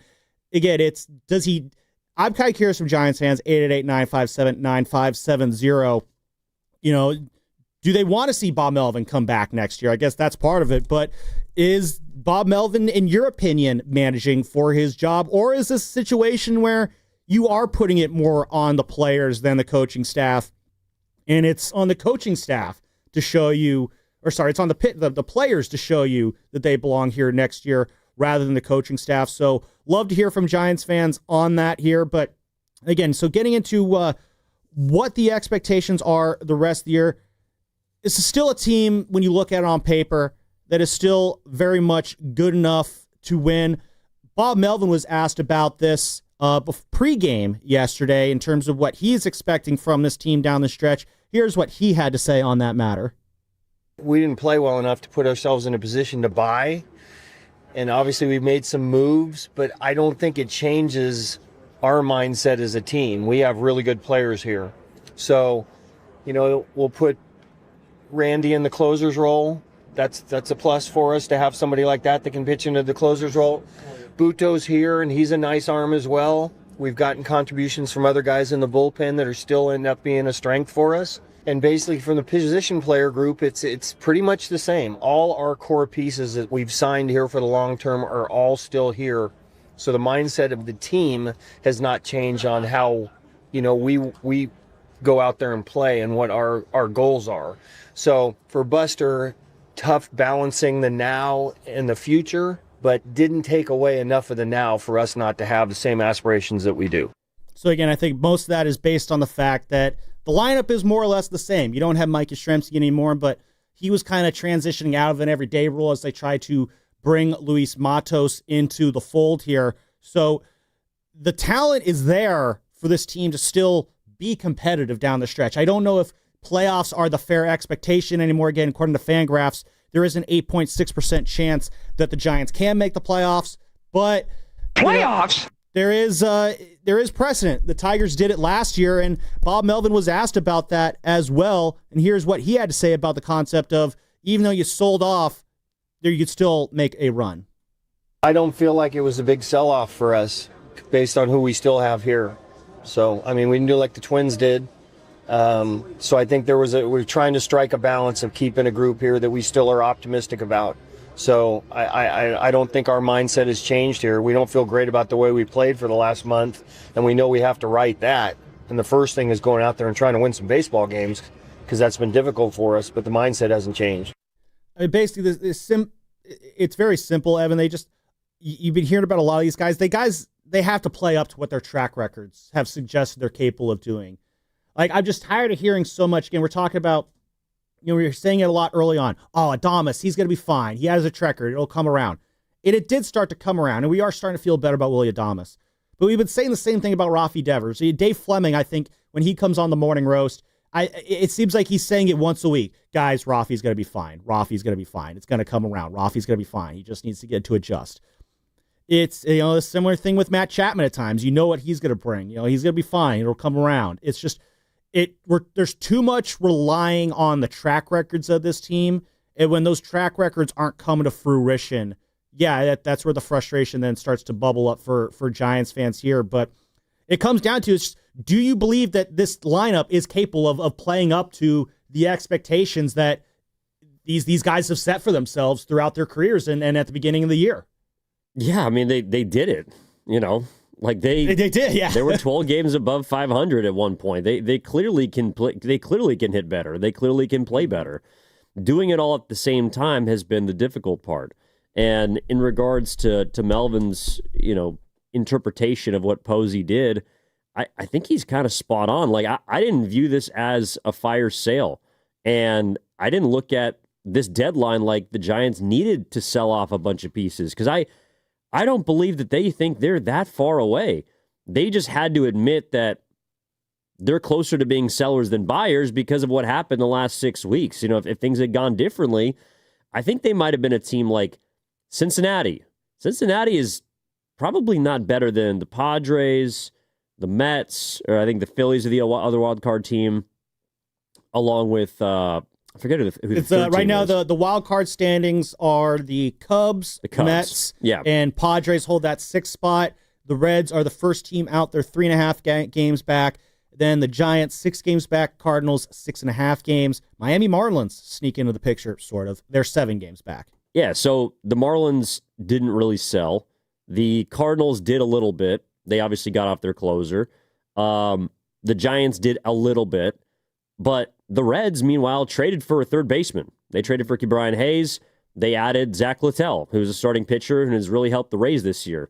So I think Posey would have liked to do something along those lines as opposed to what he did. Like, the Reds are not better than the 3 teams in front of them, but they're in a push mode. They're in a push position. And so I kind of respect that. Bob Melvin is, I think, right to look at what the deadline brought for the Giants as some, a little bit of replenishing the system, but not really giving up all hope on the year, because they still got some players that can help this team try to push towards October. And I think what they did was try and play it down the middle. Time will tell if that was a wise decision, but Buster Posey, I think, tried to serve 2 masters during this deadline, which was get you a little bit of help close to ready help in your minor league system, and also basically sell from a position of strength because this bullpen has been really good this year, and a couple of guys that you could afford to let go of. Almost like a two timelines, as some people might say.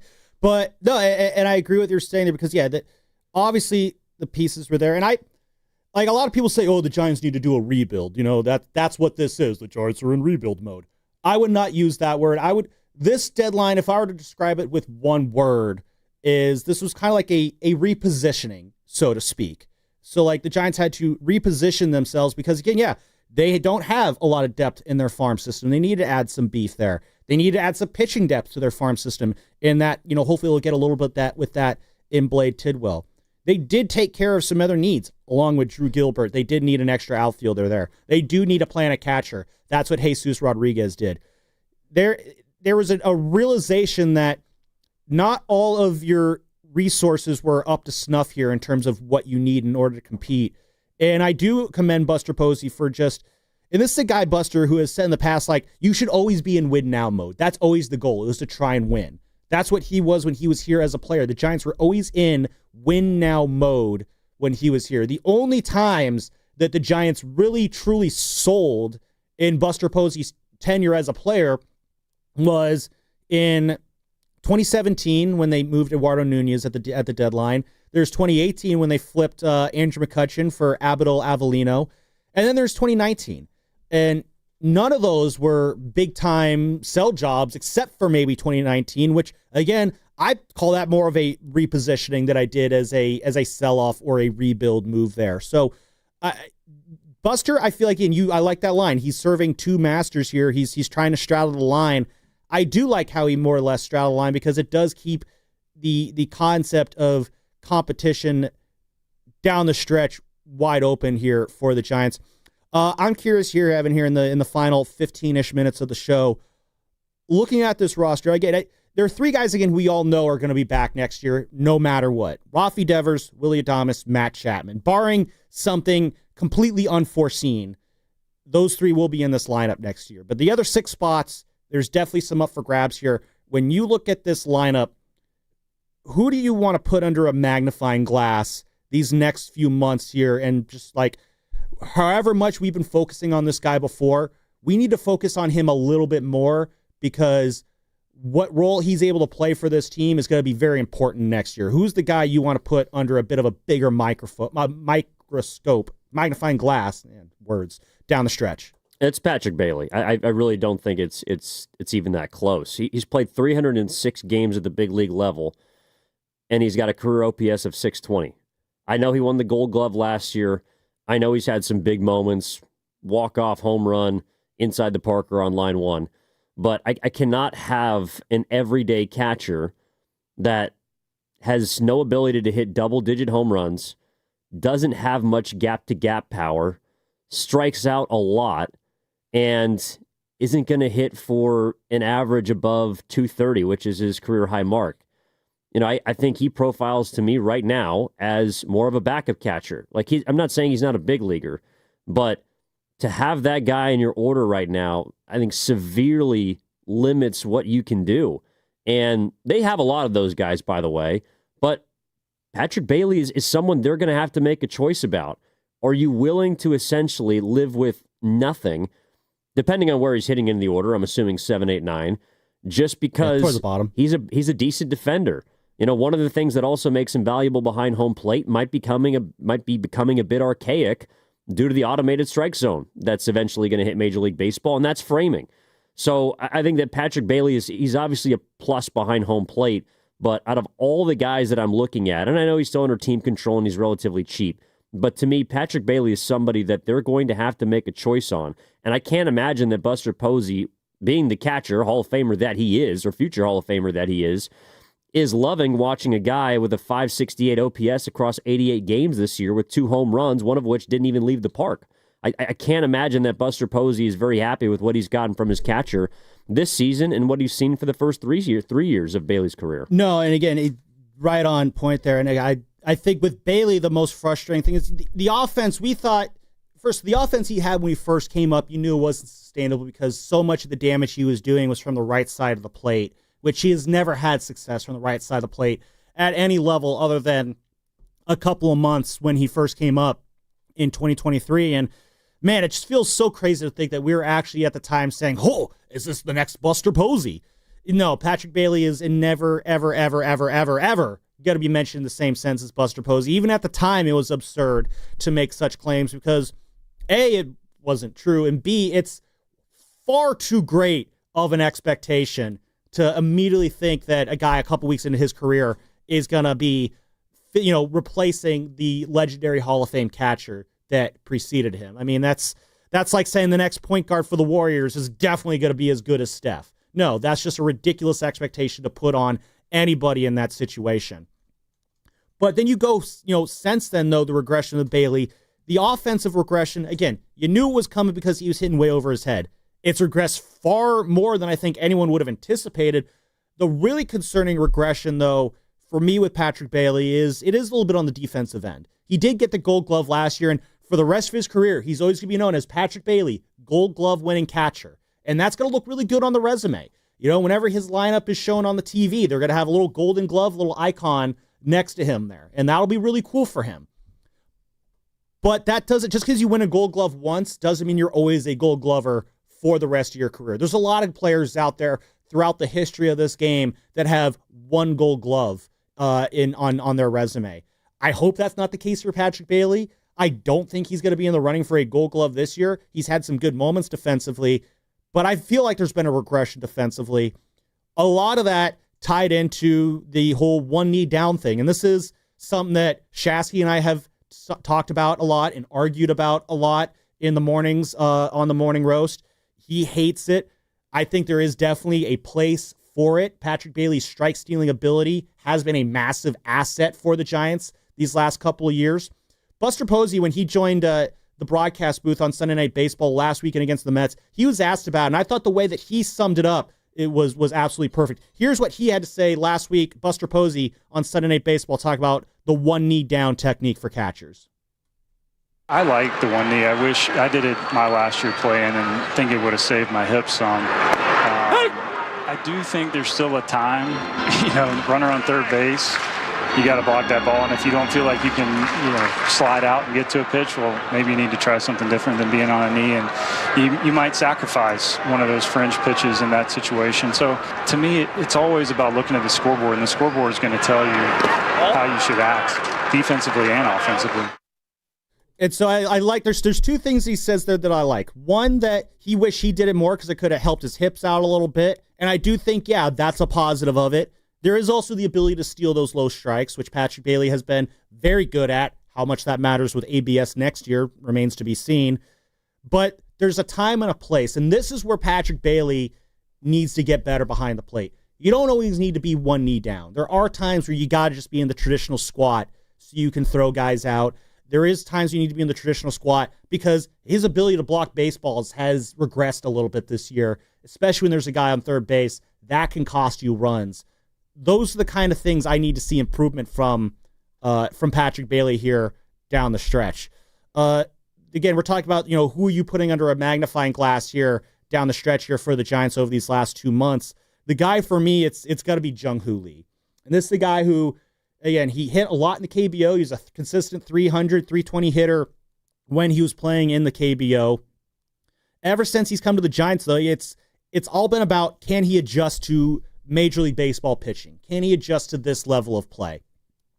And so far this year, the adjustment's been pretty rough.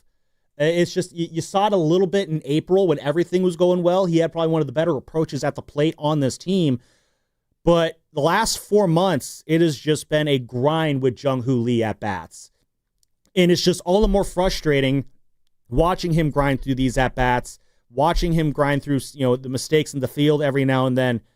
When you consider the money he was signed for and the excitement that this fan base has for him, the Jung-Hoo Lee fan, the Jung-Hoo crew, the Jung-Hoo Lee Gans, they have been steadfast in their support for Jung-Hoo Lee. And I love that. I love fans who get behind a player to that level there.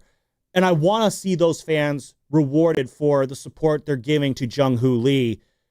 But it's just, Evan, I feel like with Jung-Hoo Lee, we're really seeing this year how badly he needed last year to be a full season. Instead, he got that shoulder injury on Mother's Day that just, ended his season. And any adjustments and developments that are happening this year, it would have been so much better if he could have just had those happen last year, get those out of the way then. And I feel like it's just, he is a year behind, a year and a half into his career. And it's getting to the point now where if you're of the mindset where you're wondering if Jung-Hoo Lee is even a big league ball player, I totally understand it. These next 2 months, I need to see something from Jung-Hoo Lee that'll make me think, you know what? I don't know if he's as good as he was in the KBO, but he's better than what we're seeing now, and he's worth keeping on this roster next year, because that's a guy where if it doesn't work out, he's going to be taking up a spot for a while on this roster, and you're not going to want him to. Well, I think he's obviously a big league player. Is he a good one? I don't think so. Or he certainly hasn't been one in his first 600 plate appearances that he's gotten in the majors. What's kind of shocked me a bit about Lee this season is it feels like he's regressed a little bit defensively. And I don't know, maybe the shoulder injury and crashing into the wall kind of did something to him upstairs, but he doesn't have as much range as I feel like I was promised. He's not, I don't think he's that fast. I think he stands out in their outfield because they don't have many good ones. Elliot Ramos makes him look like a really good center fielder, but if you look at some of the metrics, he doesn't get to a ton of balls, and the only thing that's actually kind of a plus about his defensive capabilities, oddly enough, is actually his arm. And that's not going to be good enough to stick around when you got an OPS of 710, you're hitting about average. I think that, look, on a good team, he's probably a bottom 3 hitter, and maybe he plays some center field. Maybe he's a 4th outfielder. But the other thing, too, is like he got off to such a hot start that, again, I just think when teams eventually made an adjustment to him, he has not been able to adjust. Like, he hasn't hit a home run in 60 games. Yeah. That was never going to be a part of his game, but you think you could at least run into one at some point. Yeah, it's going to be hard to hit at Oracle Park, especially if you're a lefty. But, like, you got to run into one. And he hasn't at all. And it's not just the home run capabilities. Like, he doesn't really hit for extra bases. He's kind of he's a contact hitter who doesn't make a lot of contact. And that's a problem. I think that he's less of an issue than some of the other guys in their lineup, but he's absolutely a problem. And that's why, again, to kind of take the words from Sean Dunston, patience is going to be key here, because there's a lot of players that were brought in by Farhan Zaidi, Jung-Hoo Lee probably being the poster child of them, that Buster Posey's going to have to make difficult decisions on, and he's going to have to find ways to upgrade these positions or extract more from the players there. If Jung-Hoo Lee is not going to be the player that we were promised as a $100 million guy, well, then you might have to think about maybe next season trying to see what you can get for him, or moving off of him or selling low. Maybe you figure out during this time that Grant McCray might be more of a serviceable center fielder, and certainly one that's cheaper. Yeah. And this is where, and as we get out of here, there's very little precedent when it comes for guys like Jung-Hoo Lee. And by that, it's guys who have come over from the KBO and stuck and had success. I'm looking at a list of great hitters to come over from South Korea who have played in the KBO or have played in other leagues. But you got guys like the best hitter out of Korea in the last 20 years has been Shin Soo-choo, who had a great 16-year career. Outside of that, though, the hitters coming out of there's not a whole lot. Ji-Man Choi, he came out of Korea. He had a moment with the Rays in 2020. That's about it. Hee-Sup Choi, I remember him. He had some moments here or there. None of them all that particularly incredible. And then of that, you got some pitchers here. You got Byung-Young Kim, the submariner, who I hated him when he was on the Diamondbacks. Chon-Ho Park, Hyun-Jin Ryu. Those are some pitchers who have had some success.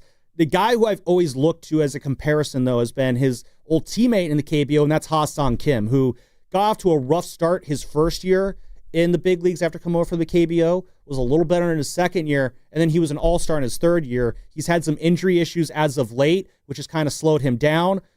That's kind of the path I look at with Jung-Hoo Lee, where it's, you're here your rookie year. Can you get better in your second year? and can you feel established in your third year? That was always my initial kind of, path for Jung-Hoo Lee in terms of just like that's kind of the expectation that I'm going to hold him for. Now, though, it's just with the setbacks he's had, with the lack of improvements he's having, it's getting harder and harder to see that path developing. I'm going to hold out hope for Jung-Hoo Lee. I want to believe that the guy that we saw in April is still in there. But these next 2 months, it's very much like I don't need him to be hitting 330 the rest of the year. I just need him. I don't really care so much about the stats even. It's just what I'm seeing on the field needs to look better. If the play is better, the stats will take care of themselves. But I need Jung-Hoo Lee over these next 2 months to play at a level that makes me feel comfortable with him being on this team going forward. It's simple as that. What that actually does look like at the end, we'll probably know it when we see it. But the pressure is on Jung-Hoo Lee to show that he does belong on this team going into next year. So with that said, we're going to wrap up this edition of the Orange and Black Weekend Wrap. Evan, thank you very much for waking up with me for a third day in a row. You have to do the morning roast 2 days, then you got to do this. That's tough. That's a tough schedule there, but you handle it like a champ. It's a little easier to wake up at 7:30 or 8 as opposed to waking up at 3:30. Absolutely. So, I appreciate you having me. Absolutely. Glad to have you on. We got Mark Grandy will be on the Orange and Black Weekend Wrap next weekend. Zach Green, he will be there too. We might even have Steven Risotto wandering around the station on that day even as well. So thanks everybody for tuning in. Giants play the Mets at 4 o'clock today. Kaiwei Tang on the mound against Kodai Senga. Hopefully we can make it 2 in a row, and then maybe they can win on Sunday. And that, folks, is what I hear is called a winning streak. Shout out Lou Brown. And until next time, everyone, don't forget, Dodgers suck. Later, dudes. Let her rip. Hang 10. Comcast Business High Five Hotline. What's the state of your excitement? I signed my business up for the 5-year price lock guarantee, and I can't stop high-fiving people. High five! Okay, deep breath. High five. You're in a good place. You signed your business up for 5 years of gig speed internet and advanced security, all on our ultra-reliable network. Gig speeds and advanced security? I'm so stoked. Yep, and you get it at a great rate that's locked in for 5 years. Woo! The high five is just your body's way of saying, I'm winning. So this is natural. High-fiving everyone you see